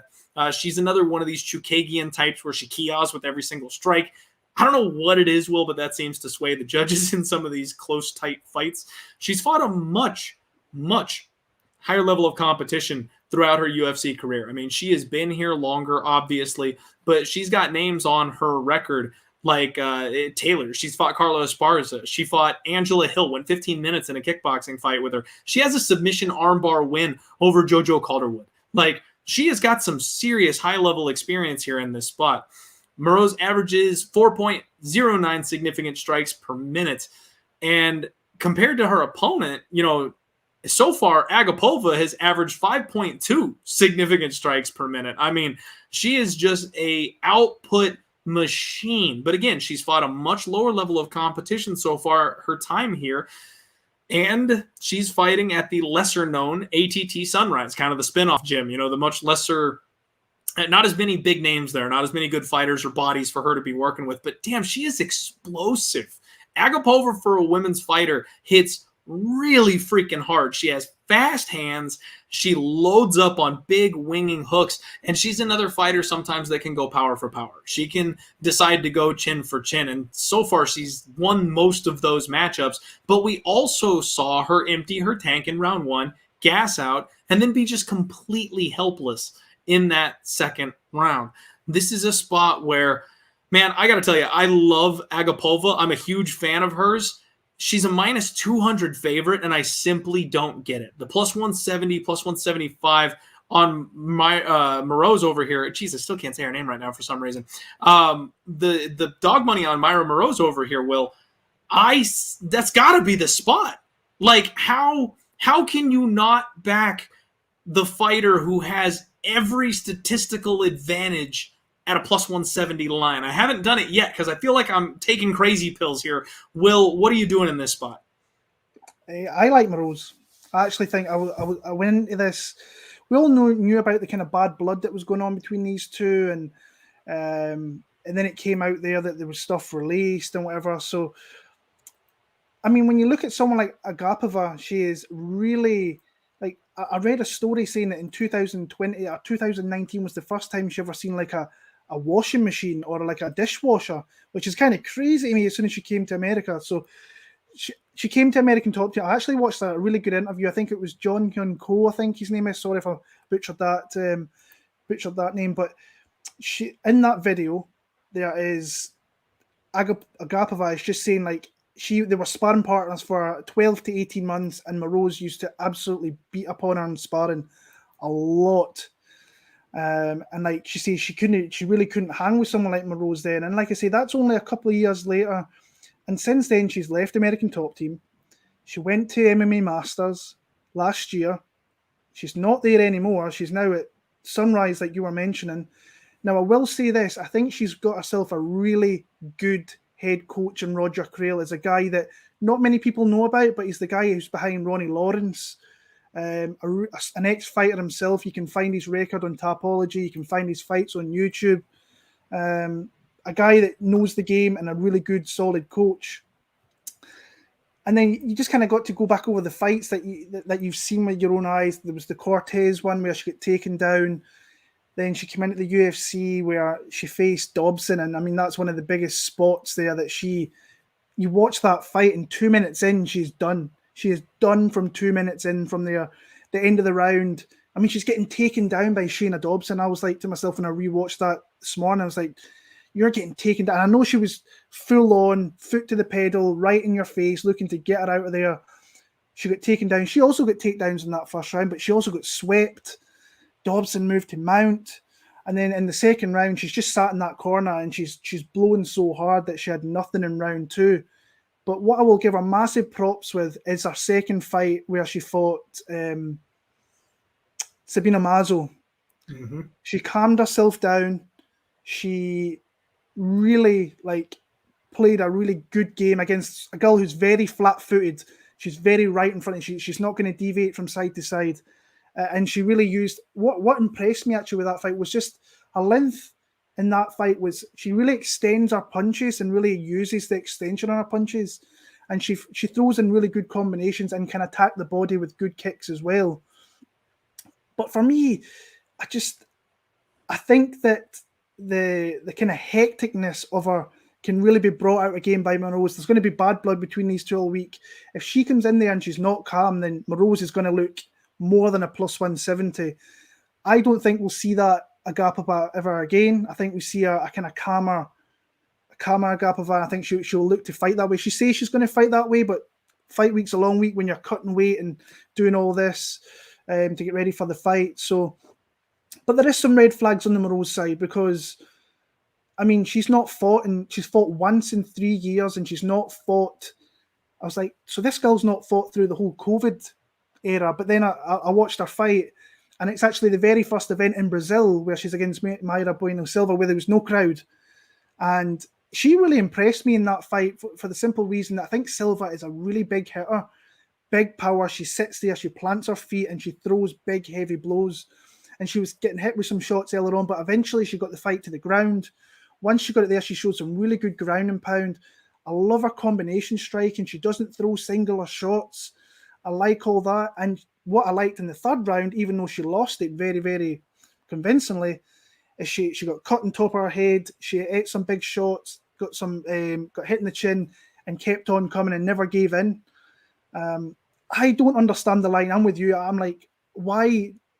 And props to the people actually that got Agapova at plus 160 against Mazo. Geez, what a line that is! And yeah, props to you for that. I think I picked her, but I could not bet her at that spot. That was such a great line after what she was against Dobson. But now she's went back to minus 200. I'm like, I don't see it. I really don't see why she should be that high of a favourite. But like I say, there is red flags, I think, a little bit on both sides. The whole Ukraine thing, I'm like, how does Maryna really deal with something like that? Because I know over here in the UK, we had like sports stars who had to take time away, or they were crying at the side at soccer players. So it can't be easy for her at all. And if you look on her Instagram, her story is pretty much all about Ukrainian flag, this and that. I don't know what's being said, but it's a tough spot. I just think that the value is on Marina Moroz at plus 170. I really like that number. She's got a better strength of schedule. I think she's got a really good, solid, all-around game that she showed. I think she can get takedowns, but Agapova might be making those strides, having a kind of settled head coach where she starts making progressions as well. I'm going to bet Marina Moroz. I'm just trying to think where the line's going to go because I think minus 200's high. But some people might continue to bet that, and the line of Moroz might go higher. So she's plus 170 over here. I love that number. So I'm on the Moroz side. If I'm picking her, I have to bet her. So I'm going to bet Marina Moroz. And I think I'm looking at actually, depending where kind of all the energy is with this fight, I'm looking for maybe that third round finish from Moroz. She can maybe get something with the ground and pound. Because we've seen it once with Agapova that if she gasses, she's done. So I'm maybe look at Moroz late. That's going to be big odds on that as well. So I like Moroz. I think it's a great fight. I'm really looking forward to it. This is going to be really fun, Will. Yeah. I like where your head's at on this one. I pretty much agree with everything that you said. And this is a spot where, honestly, the emotional side of things, with everything going on in Ukraine, like, add that to the bad blood. Moroz is not losing this fight. You know what I mean? Like, she wants to get on that stage. She wants to grab the mic. She wants to wrap her nation's flag around her shoulders and scream at the rafters that she defeated her adversary. She wants to shout out all the people of Ukraine to be strong. Like, that's one of those things that I don't think it can possibly detract. I feel like that's something that's going to push her. That's your baby being trapped under the car when mama needs to lift the vehicle off him. You know what I mean? I think that's going to be something that gives her strength rather than taking away from her. And I think that Agapova is somebody who I'm on personally, and I want to go ahead and quote my cousin Michelle here that Will, you simply don't bet against crazy. And I'm going to go ahead and probably break that rule this week because Agapova certainly is crazy. She's the good kind of crazy, though. I said that in my last breakdown. I was one of those people that got on her as an underdog. I simply think the market doesn't know what to do with Agapova at this point. She was such a storm coming out the gate. They made her a giant favorite. She has one bad performance, and that could have been anything.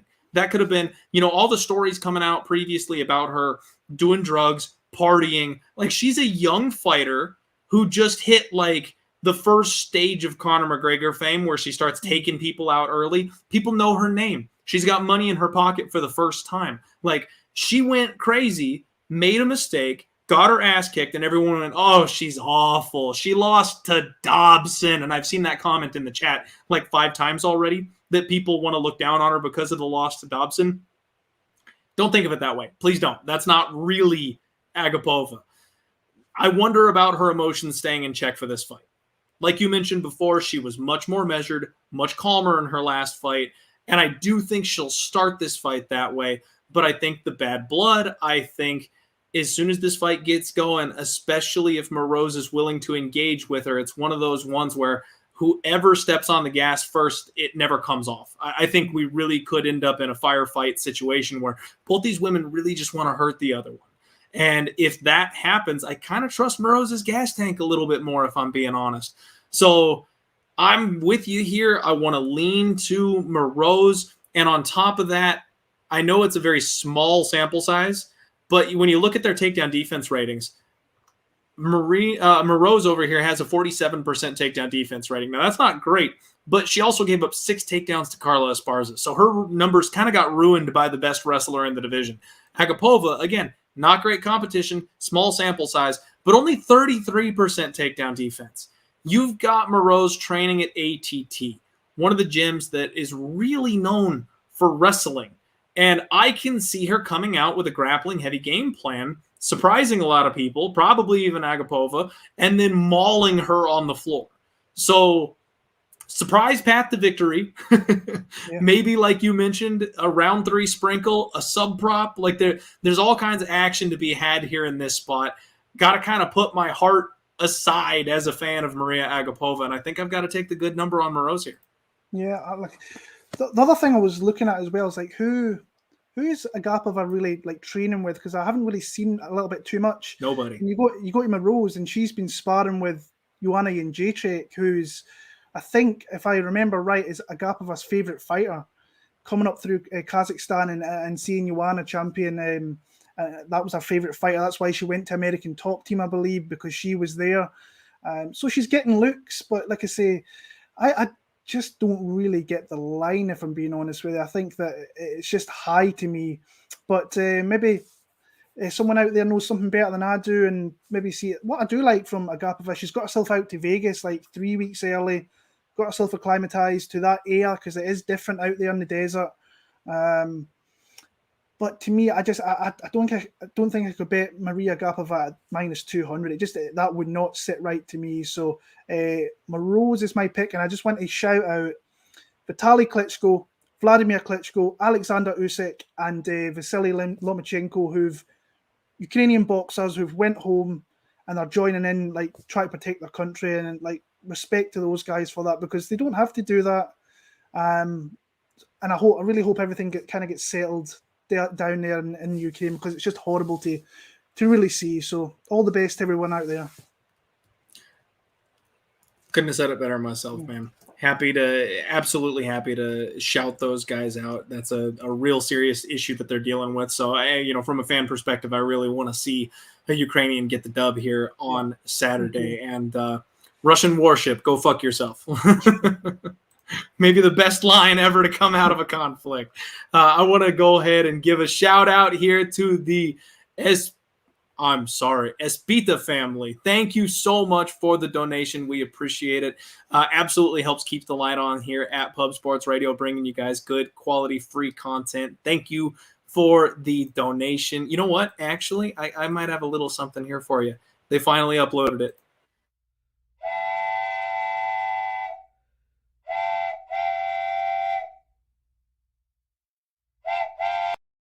It's the dono train. Now we're talking.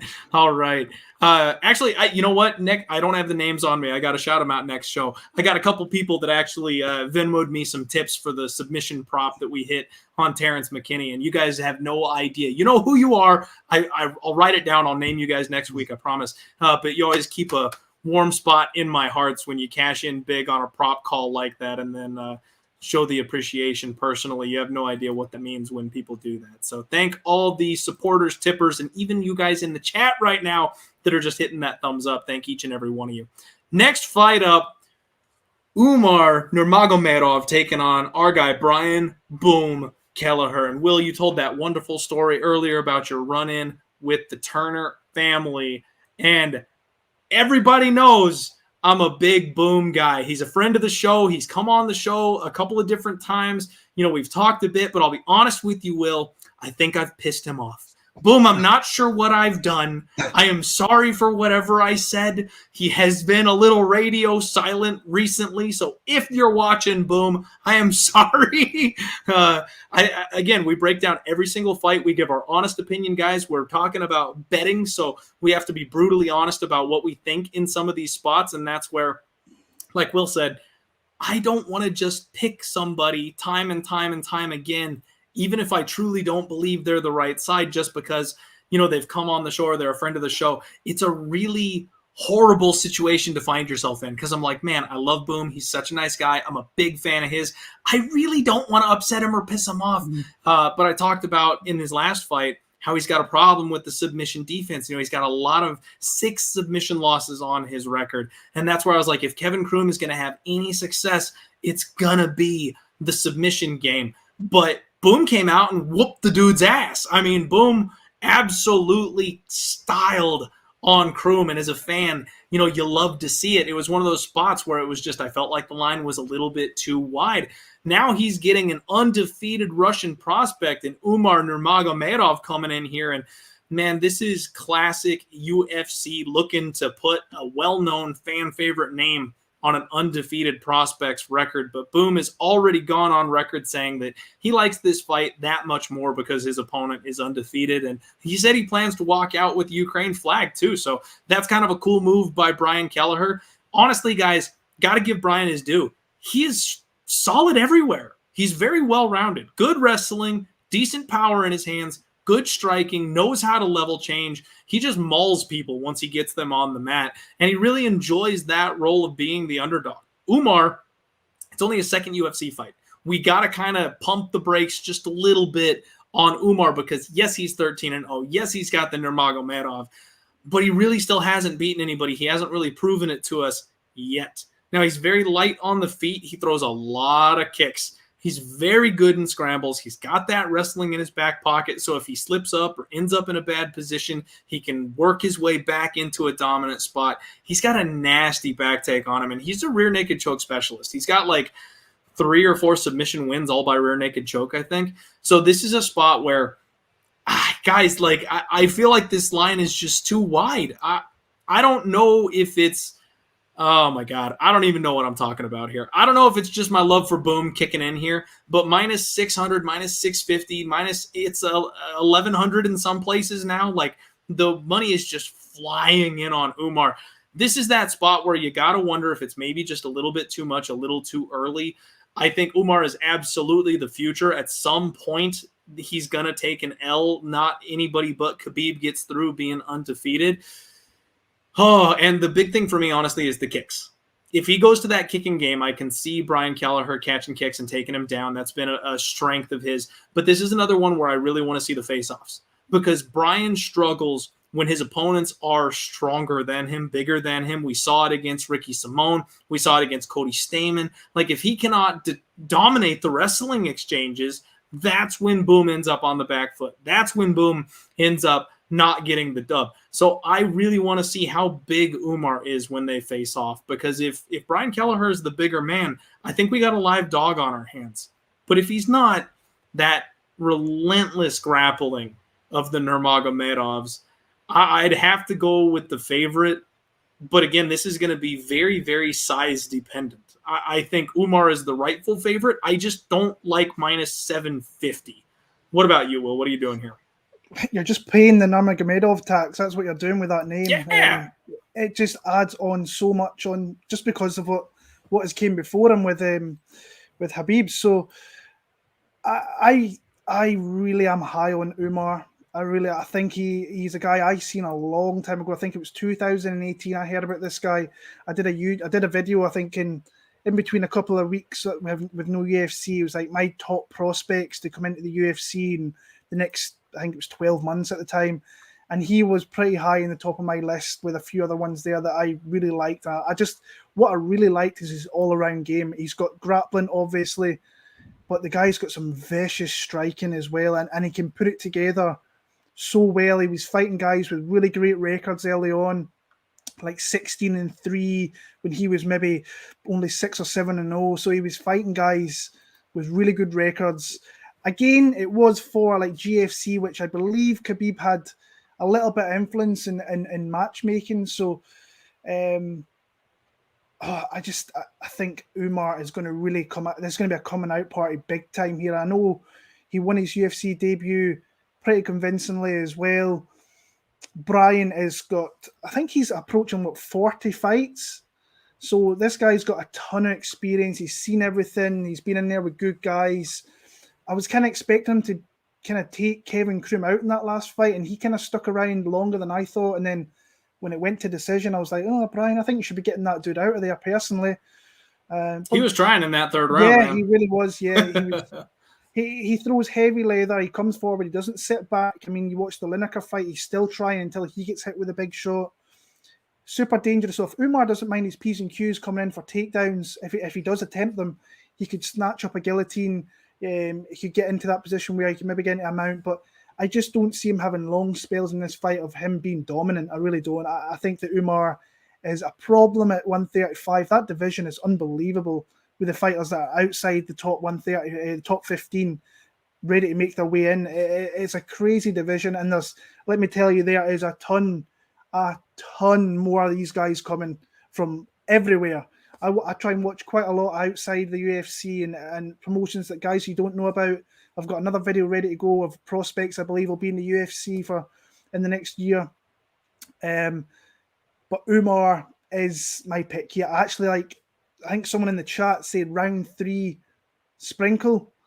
I like a round 3 submission is something I'm going to have a look at personally when it comes out. I think that he could wear out Brian, and I think this is at 145, which helps Brian a little bit because he doesn't like that weight cut to 135 too much, so that'll help a little bit. But I think that Umar is the bigger guy. I think he's just the more, when I look at his skill set, I just think he's better in more spots than what Brian is. So I'm looking at a round 3 submission for Umar Nurmagomedov.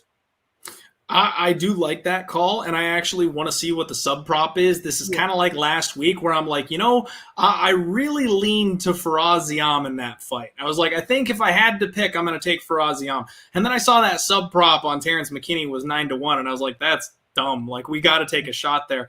That's kind of what I'm doing here. Now, not nearly at the same level of confidence, obviously. That was a pick'em fight. This is a gigantic underdog.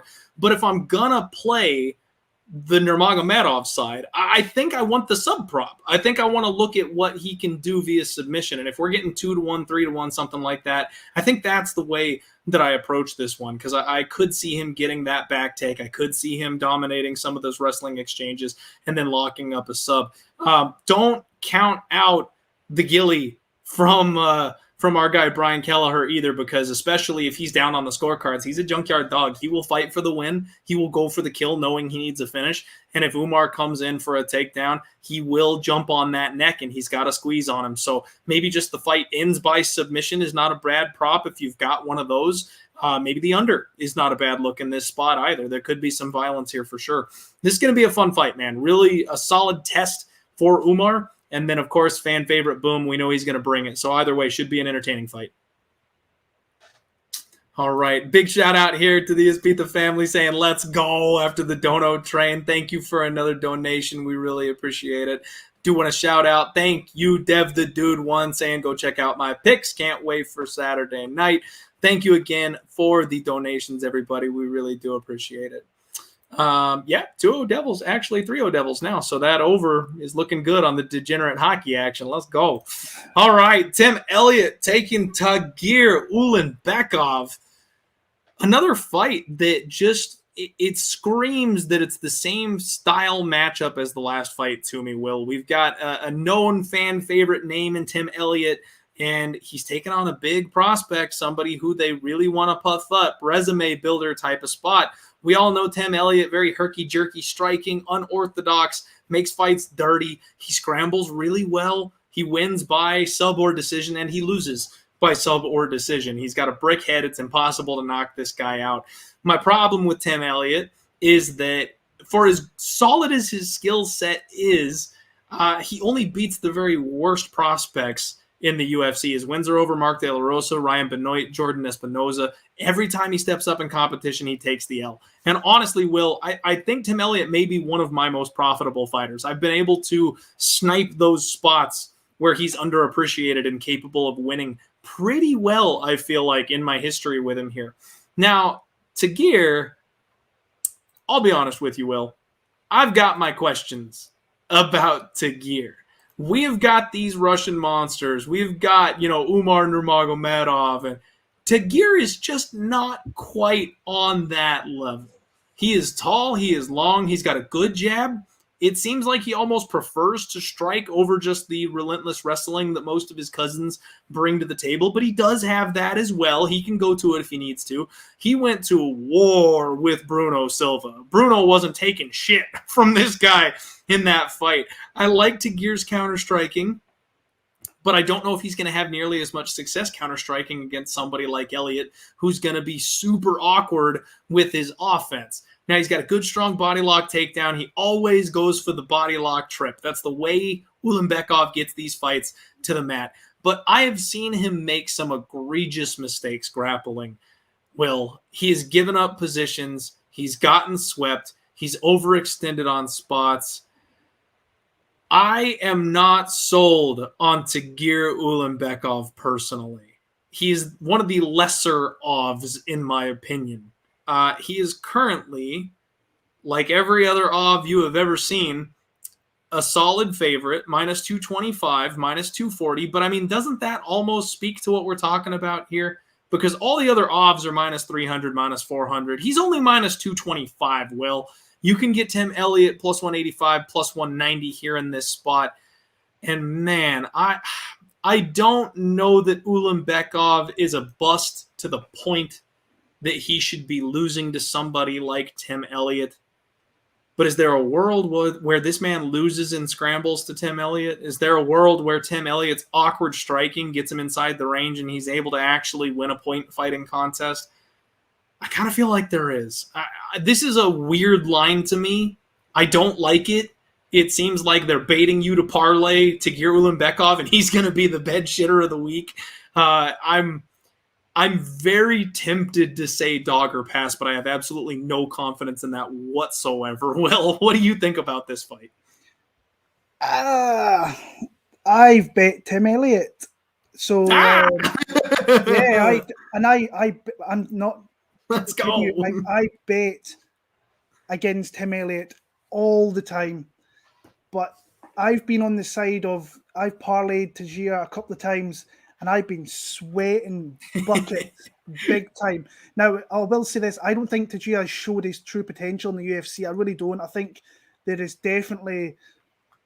more to him than what we've seen in the UFC. I think Bruno Silva, actually is a better fighter than I gave him credit for initially.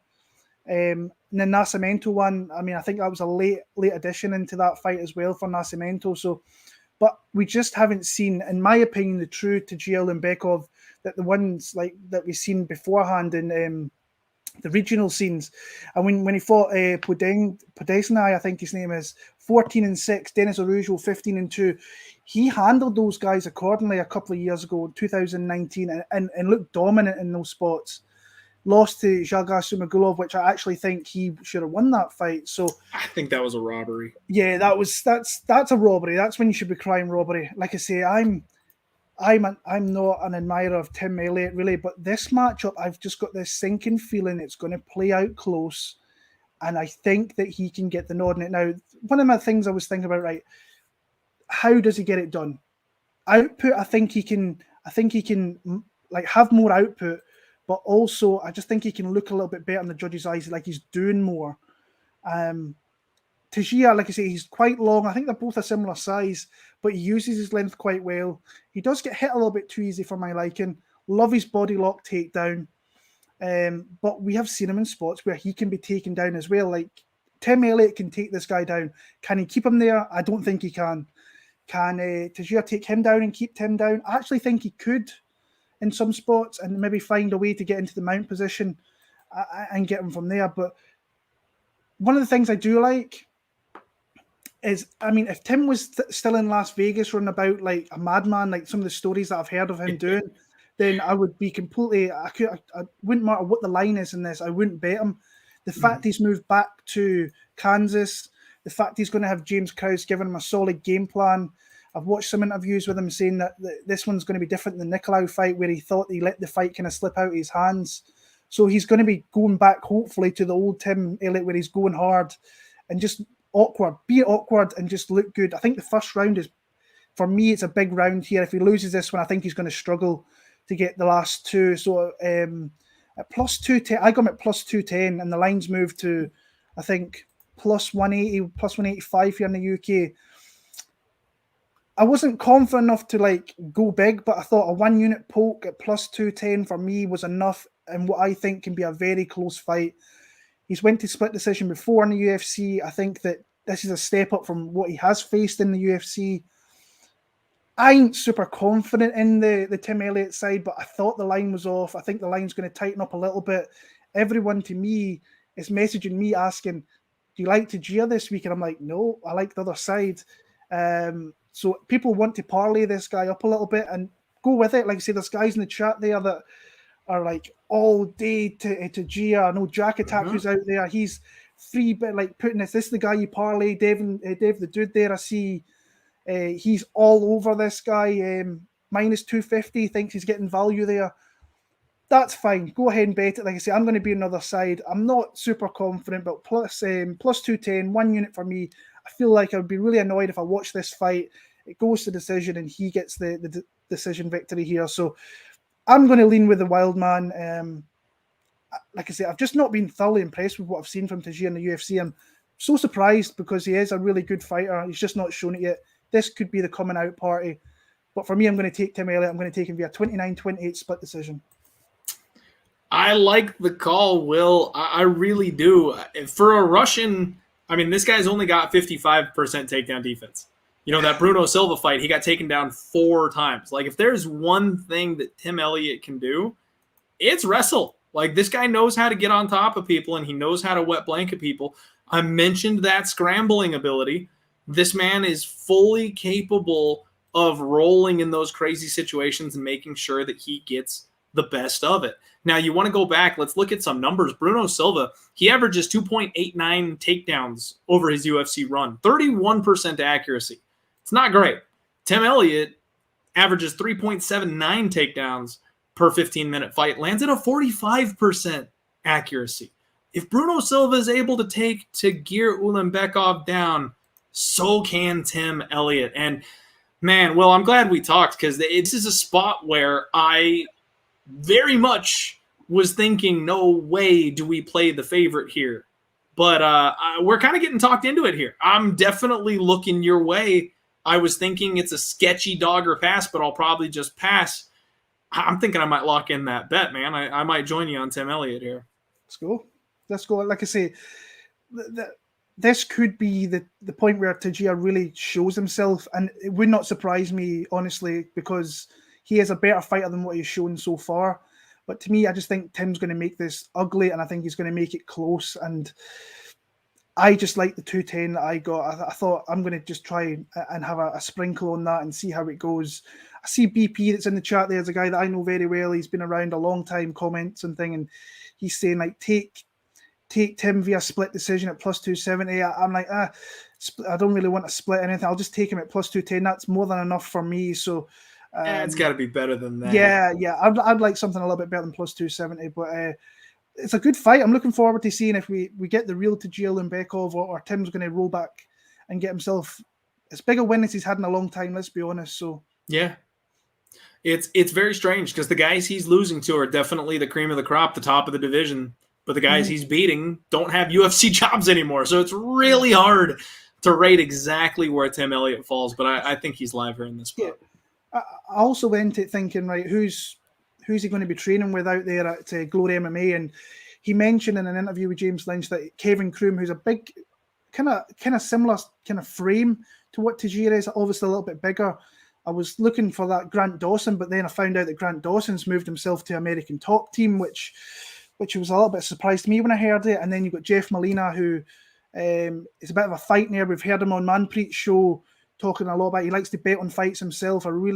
Seems like a really knowledgeable dude. So Jeff's awesome. He came on my show once too. Yeah, he's a really knowledgeable guy. So, and I think he'll probably be in the corner this week. But Marina moved out there too. Yeah. So Marina, that's going to be I think with him with James Krause is going to be great as well, because I mean, I think he had Mario Beltran and Rojo in his corner. I'm like, oh, dude, what's going on? Like, you've got James Krause in there who'll game plan. I'm looking forward to seeing what's next for Marino as well. But another fight I'm looking forward to early on the card. So, Elliott decision plus 435. Leon's bringing there up you there. Go. That's nice. I like that. That's nice. That's probably what I should have bet, actually. But we've not got props over here yet. So, I'll maybe throw a half unit on that as well. Yeah, the Elliott decision is definitely the way to look on this one. We'll be keeping an eye out for that for sure. All right. Talk me into it, Will. I'm going to lock it in after the show. We'll ride one more with Tim Elliott here in this spot. I do want to shout out Josh Ingram real quick, asking for the Cash App tag. You know I'm never going to turn down a donation, so thank you, my friend. It's just the $side diehard MMA. That's what it is. If you want to send something, I appreciate it. I'll buy a new bottle of Fireball. I'm running empty after this weekend, so that'll help out there. All right, we got 2 more fights to get through, everybody. Thank you so much for sticking with us here on this Monday night. We are so close to 300 live viewers. 272. Everybody smash that like button. Let's hit 3 before the end of the show. Next fight up, Ludovit Klein is taking on Devonte Smith. Devonte Smith, a guy that we mentioned ever so briefly earlier in the show. Will, I kind of wanted to jump on it, but I was like, save it for later. We'll talk about him in a minute. We'll get there. This is another really fun fight. Now, Ludovit Klein is another one of these fighters that I feel like, Will, the market just doesn't know what to do with. He came into the UFC, lands one of the sneakiest head kicks we've ever seen. Paul Felder starts raving about this man, how he's going to be a contender. He's such a big deal. He sets up those head kicks so nice, loses 2 back-to-back fights immediately. Like, just completely crashes right after an incredible debut. So now he's a big dog to Devonte Smith. Smith is another one of these fighters who is kind of rounding out his skill set. Training out of Factory X, he's got a 100% finish rate. All 3 UFC wins are by knockout. Nice stiff jab on him. He throws everything with bad intentions, hard and fast. He punches well in combos. He's got good knees. He was the guy that had Jamie Mullarkey on skates in round 1, Will. This is exactly the guy that you were talking about that hurt a guy like Jamie Mullarkey early and then just kind of couldn't follow up on it. That's a spot where I had bet Jamie Mullarkey. I really liked the fact that I thought his durability would be able to hold up. He'd be able to put a pace on Devonte Smith. Got the win there in that spot gratefully. He just got melted. He absolutely melted after he didn't get that KO. That 100% finish rate, Will, I'll be honest, after a while, that almost starts to spook me, because it's like, well, if you can't make it to the decision, can you win an extended fight? I don't know if Devonte Smith is built to take out a guy over 15 minutes, but this is the type of fight where I don't think he really needs to. Ludovit Klein is another fighter who really is explosive and relies on that finish. We mentioned the kicking game a little bit earlier before. He's got a big, hard power left cross. He's got a decent grappling game that's kind of come around, really kind of surprised people with his ability to wrestle a little bit, but he likes to force kind of a technical brawl, not really going nutso. If you make it dirty, if you stay in his face and you keep that pressure on him constantly, don't give him room to breathe, he can struggle with that. But if you're going power for power, that's really where Ludovit Klein shines. He averages now 2.1 takedowns per 15 minutes with a 44% accuracy. Not so bad for a guy we all, credited as being a kickboxer coming into the UFC. Smith is going to have a 4-inch reach advantage, and he's got an 80% takedown defense rating so far in the UFC. The thing I find maybe most interesting, Will, about this fight is that it opened up at near pick'em odds. And it's just been an absolute landslide of money coming in on Devonte Smith. I think he opened up minus 130 at the first book that popped him up. Now he's sitting at minus 190, minus 220. And the money just continues to pour in on Devonte Smith. You can get plus 160 on Ludovit Klein. It does look like maybe there was a little bit of buyback when it popped up to 170. But a fight that started out as a pick'em is now extremely wide. What do you think here, Will? What are you doing? Yeah, this line's been a little bit sketchy because it opened up a pick'em that went all the way. I seen some of the books in America had him at like plus 210 on Klein, and I was like, please open that over here in the UK at that odds, because I will bet it at that odds. And then check this morning, and it's sitting roughly where it has been all day at plus 160, plus 162. And Klein is one of those guys, like I mentioned with Tagir, like when I made a video, I want to say it was before COVID. And I was like, this guy's going to be in the UFC. Keep an eye on him. I've watched him in his regional scene in Octagon. This guy's got like the Crow Cop kind of head kick knockouts that you need to keep an eye on. And of course, he comes into UFC against Shane Young, I think it was. And of course, he lands that high kick and he cashes an underdog bet for me. And then I'm actually pretty confident getting into the Trezano fight. I think that he's got enough to win this fight. I don't think he stops Trezano because he's got a lot of good quality. It's just a good, solid overall fighter. And I bet Klein via decision, and I'm thinking I've got that, but it was a very close fight. I felt like the judges kind of took that one away from me, but it is what it is. Close fights, that happens sometimes. And then I'm a little bit surprised that he got ran out and ran through by kind of Nate Landwehr. That surprised me a little bit because Landwehr is a blood and guts fighter. He's do or die. I just did not expect him to put Klein out. I really don't. So the things that I kind of do like for this one, I know he's coming in very short notice, but he is at 155, so the gas tank's probably going to be there. I know he's been in training camp and he's been looking for a fight, and he has got some skills there. The thing on the Smith side, I've never been... There was a little bit of hype in this kid. He kind of talks a good game. He's got some flashiness to him. But I don't like his mental capabilities. I think he can get down on himself, and once he starts to overthink things and starts to doubt himself, I think he looks for the door a little bit.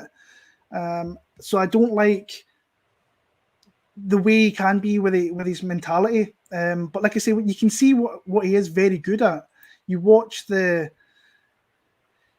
the fight? The Mullarkey fight. That first 3 minutes of that fight, he was so fast, he was so fluid, and his combinations were landing at will on Mullarkey. That Mullarkey, if anyone else who never had the durability like Mullarkey, I think he could have downed certain opponents like that. But eventually, Mullarkey managed to get the takedown. He managed to kind of get some strikes off. Then in the second round, he just got broke badly, and he got broken down with body shots, pressure. And I don't want to say he was looking for a way out because I shouldn't be making statements like that. But I can only call what I see is like he started to doubt himself in that second round, and Mullarkey just piled on him and knocked him out. I said I'm a big fan of Ludovit Klein. I have been for many years. This is a massive fight coming in short notice. I thought to myself, right, if I could get that number, I think that he's worth a pop at that number. But then I looked at some of the previous fights of Smith. I do like his athleticism. I do like his speed. I think he's got wrestling that he can use in this sport. So ultimately, I think I'm going to lean on the Devonte Smith side. Not super confident, though. I wouldn't bet him at the number he's at. I would like a lower number if I even thought about betting him. But it's probably one of these fights early on the night. I'm going to sit back and watch. Hopefully, Klein can show us something, because I do think he's a better fighter than what he's shown in his last 2 fights. But again, you're making that step up from the Czech Republic scene to the worldwide leader in the UFC, where everybody's good for the most part, and the guys that he's faced has been good. So, and very, very solid. But I'm going to lean Devonte Smith. Not super confident, though.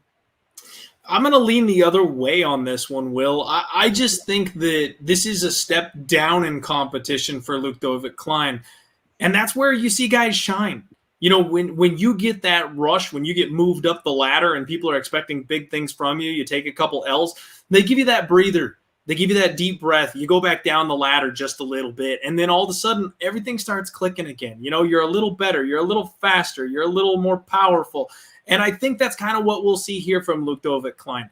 I especially think, you know, you made the Crow Cop example, and I love that. You nailed it with that. He is the, left kick hospital, next kick cemetery. I love it. Yeah. And I think that that's exactly what we've got in Ludovit Klein here. And I do think the way that these guys fight, there's no way it can be anything but a car crash. You know what I mean? Devonte Smith is going to give Klein exactly the kind of fight that he needs to shine. If he can go to work with the leg kicks early, which I think will be there, that's going to be a problem. And one thing I think is going to be a huge problem is the body kicks for Ludovit Klein. If you notice, Devonte Smith keeps his guard up high.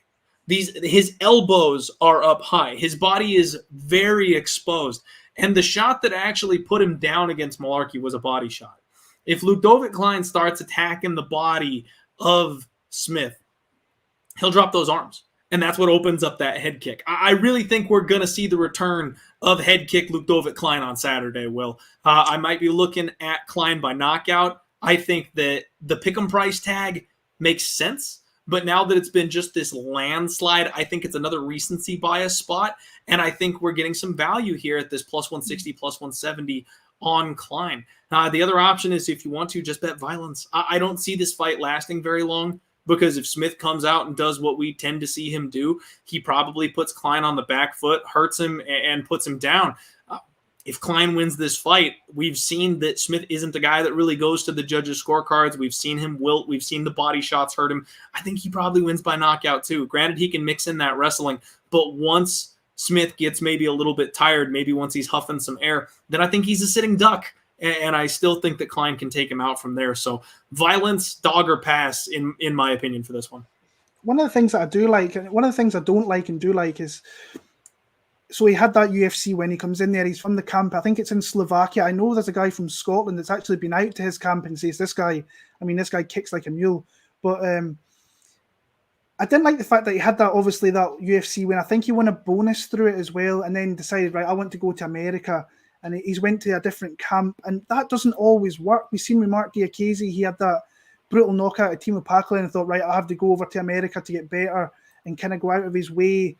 And it just did not work for Mark Diakese, and I think he's been a shell of a fighter ever since that knockout, honestly. So I like the fact that this is short notice. He's at home. I know he's been getting ready for a fight. I watched an interview saying that he was looking for a fight as soon as possible. So he's been in there, and it is up a weight class, which is a little bit of a worry. But I don't hate you taking the shot on Klein, especially him via knockout, because I don't trust Devonte Smith. I don't think his mental capabilities is that great. I think he can quit on himself a little bit, and I don't like putting money on fighters like that usually. So. That's another great point, honestly, is you got to watch out for that. And if he's got that tendency to wilt, even if it's a spot where he should win, you just can never quite feel safe about it. All right, everybody. Last fight of the night. This has been a fun show, Will. Thank you again for jumping on here with me, man. Dustin Jacoby taking on Michelle Lord Oleksiejczuk. And what a way to start the card off. This is going to be a fun fight to really kick off our UFC evening here, man. Dustin Jacoby really turning into a little bit of something late in his career here. Awesome striker, solid kickboxer, good gas tank, working in, the grappling. He's getting better at that. That time he took away from the sport really has just benefited him leaps and bounds. And now he's looking solid. He's got some good wins, and he's got another guy training out of Factory X Muay Thai. They're really coming around this team, riding high off of the Martinez win from last weekend. He is just nasty at range, dude. His kicks are filthy. Like, he keeps that range game, keeps his opponents away from him with those big, hard teeps. He switches ranges very well when he gets in close. He moves to boxing and elbows without much of a problem. He's got a hard 1-2 straight down the pipe when people try to get in a little too tight on him. I really like the striking game of Dustin Jacoby. Where you can take advantage of him is, when he's a worse wrestler than his opponent. Nzechukwu is not that. Nzechukwu is a guy that came in here and is just a beast in the first round. He comes in straightforward, looks to hurt your face, stays right in front of you, high pace. We've seen him slow down and gas out a couple times. The ground game is a huge weakness for him in this spot. Barely won a fight against Modestas Bukauskas, and really that's another fight that I feel like I can MMA math my way to Dustin Jacoby having serious success in this fight, because Nzechukwu won a split over Modestas Bukauskas, got hurt early in that fight, and got outlanded, I think, by 2 significant strikes. If Bukauskas, I had a bet on Bukauskas that night, Will. If he had done anything, we win that damn fight. I think this is a spot where Dustin Jacoby can do exactly what Bukauskas failed to do. He's much more active in the striking, much more offensively minded. So I think we're going to have an all-action pace here, and I think that Dustin Jacoby is simply put the better striker. I think the kicks make the difference. I think the range and the reach is going to be the difference maker, because Nzechukwu, let's face it, is really small at 205. He's tiny for the division. So I think it's kind of a bad matchup for him. Don't want to completely count the guy out, but this is definitely a favorite spot for me. We have currently got Dustin Jacoby sitting at about a minus 185, minus 190 favorite. He was 200s across the board, so some money is coming in here on Nzechukwu. It looks like bringing that line down just a little bit. Talk to me about this one, Will. Do we have another live dog on our hands? Initially, I thought so. And then I looked into it a little bit, and I'm just like, I'm not sure. I don't like the fact he fights at 205 personally. Yeah. He's too small for that division. He needs to go down to 185 and try and find a way to do that healthily and without using stuff that he's been caught with in the past as well, I believe. So, and like when you look at his strength of schedule, I'm not super impressed with who he's beaten. Now, he's got some very slick hands out of that southpaw stance, and you've seen that in his last kind of couple of fights. Bukauskas, I thought he was very close to winning that fight. And then Shamil Gamzatov, he's not a good Russian. Like, you got many good Russian fighters. He to me is just one that does not belong with the Ov in his name. So Jacoby to me is a guy that I think he will chop him up a little bit. I think his leg is going to be wide open for him to really start chopping down. He's won his last couple of fights, high output against John Allan, took out Darren Stewart, which is not an easy thing to do. Darren hasn't been taken out all too many times. And then I do think he lost to Ion Kutalab. I thought he was a little bit lucky to kind of get out of there with a draw. And the Grishin fight as well, I thought that fight could have went either way as well, where he got I think he got put down a couple of times as well. So I know some people are on the McCall side, Lord McCall, etc. But for me, I think that the spot I would like is maybe inside the distance for Jacoby. I know he's not really overly known as a finisher. He's had a couple since he's returned to the UFC over Justin Ledet and Darren Stewart. But I think that this is a spot where he can take him out late, maybe a late second round, maybe into a third round. I just think this is a really good kind of matchup for Jacoby that he can win. I don't think I'll have anything on the fight, but Jacoby's going to be the pick. Completely agree. And we have seen Nzechukwu hurt. Like I said, I think he's just undersized here. We've seen him rocked in a couple fights, and credit to him, he's able to overcome that and keep going sometimes. A guy like Jacoby is not going to let you off the hook. Like, if he hurts you in round 1 or round 2, it's going to be a stomping after that. He's going to put his stamp on it, make sure he keeps attacking the legs, 1-2s down the pipe. He'll hunt for that finish. You know what, he talked to our guy, James Lynch. He's trying to get on with Barstool Sports. Apparently he's doing the charity golf tourney or whatever with Barstool, and he's really trying to find a way to become like a Barstool sponsored athlete. So that's one of those things where you can't really handicap it. It doesn't really make sense for betting, but I feel like he's trying to put on a show. I feel like he's going to come out here and really try to make a statement so he can grab their attention and go into that golf situation with a big win, with a finish, with a knockout, like be able to show them what he can do. So I really think we're going to see some high pace, high action. I agree with you. Dustin Jacoby probably inside the distance is my pick. Maybe round 2, round 3. I think he can get it done the later that the fight goes. Will, we agreed a lot. We disagreed on a couple of key positions here on this one. It's going to be a fun night of fights. I really only have one bet locked in, guys. I'm about to go jump in on Tim Elliott with my guy, Will Martin here. Will, thank you so much for spending this evening with me, man. Again, I've looked up to you for a real long time. It was so fun to be able to break these fights down with you and talk to you and stuff like that. So I really appreciate your time again. If you want to tell the people where they can find you, where they can find your content, the floor is yours, my man. Go nuts. Have at it. It's been a lot of fun. I've been looking forward to this, and it didn't disappoint at all. I mean, I'm just looking at the clock there, and it's like we started at 11:30 my time, and now closing in on 2 a.m. and over here, and I've got work. I've got to go up for work in like 3 hours. So it's all good. I'm a dad. I run in very little sleep as it is, but you can find me on Twitter, Will Martin MMA. DMs are open, always ready to chat. Will Martin MMA over on YouTube, and you can go and see my bets, whichever I make it. Bet MMA tips. You can go over there and catch me for there. But I'm always open for talking about fights. And this has just been awesome. And shout out to the chat. It's been a lot of fun. I really, really enjoyed it. It has absolutely been awesome. Thank you guys. We had 278 live viewers at one point, I think is the number that we kind of peaked at. Thank you all so much for jumping in here with us, really making this a fun, interactive experience. We really appreciate you guys. Definitely, with all the stuff that's going on in the world, everybody stay safe out there. Be nice. Russia sucks. Let's go Ukraine. Everybody just can't, do what you can. That's all anybody can ask you to do. Stay positive. Be nice to each other for the love of God. We're all out here trying to gamble and make some money. So don't be dicks to each other when you're on opposite sides of fights. You can definitely cordially disagree when it comes to the betting sphere. Hopefully we all make some money. Give me a follow at Die Hard MMA Pod on Twitter. I always add more action. You guys know that. I'm a degenerate. I can't help myself. So I've only got 2 bets going into this card at this point, but we can definitely find some more spots throughout the week, I am sure. We will see you guys later this week for the Total Takedown, the undefeated post-weigh-in show, of course, and keep it tuned in right here at Pub Sports Radio for a bunch of other sports betting content. If you like any of the other sports, the boys have absolutely got you covered. Have a great week, everybody. We'll see you later. Let's roll.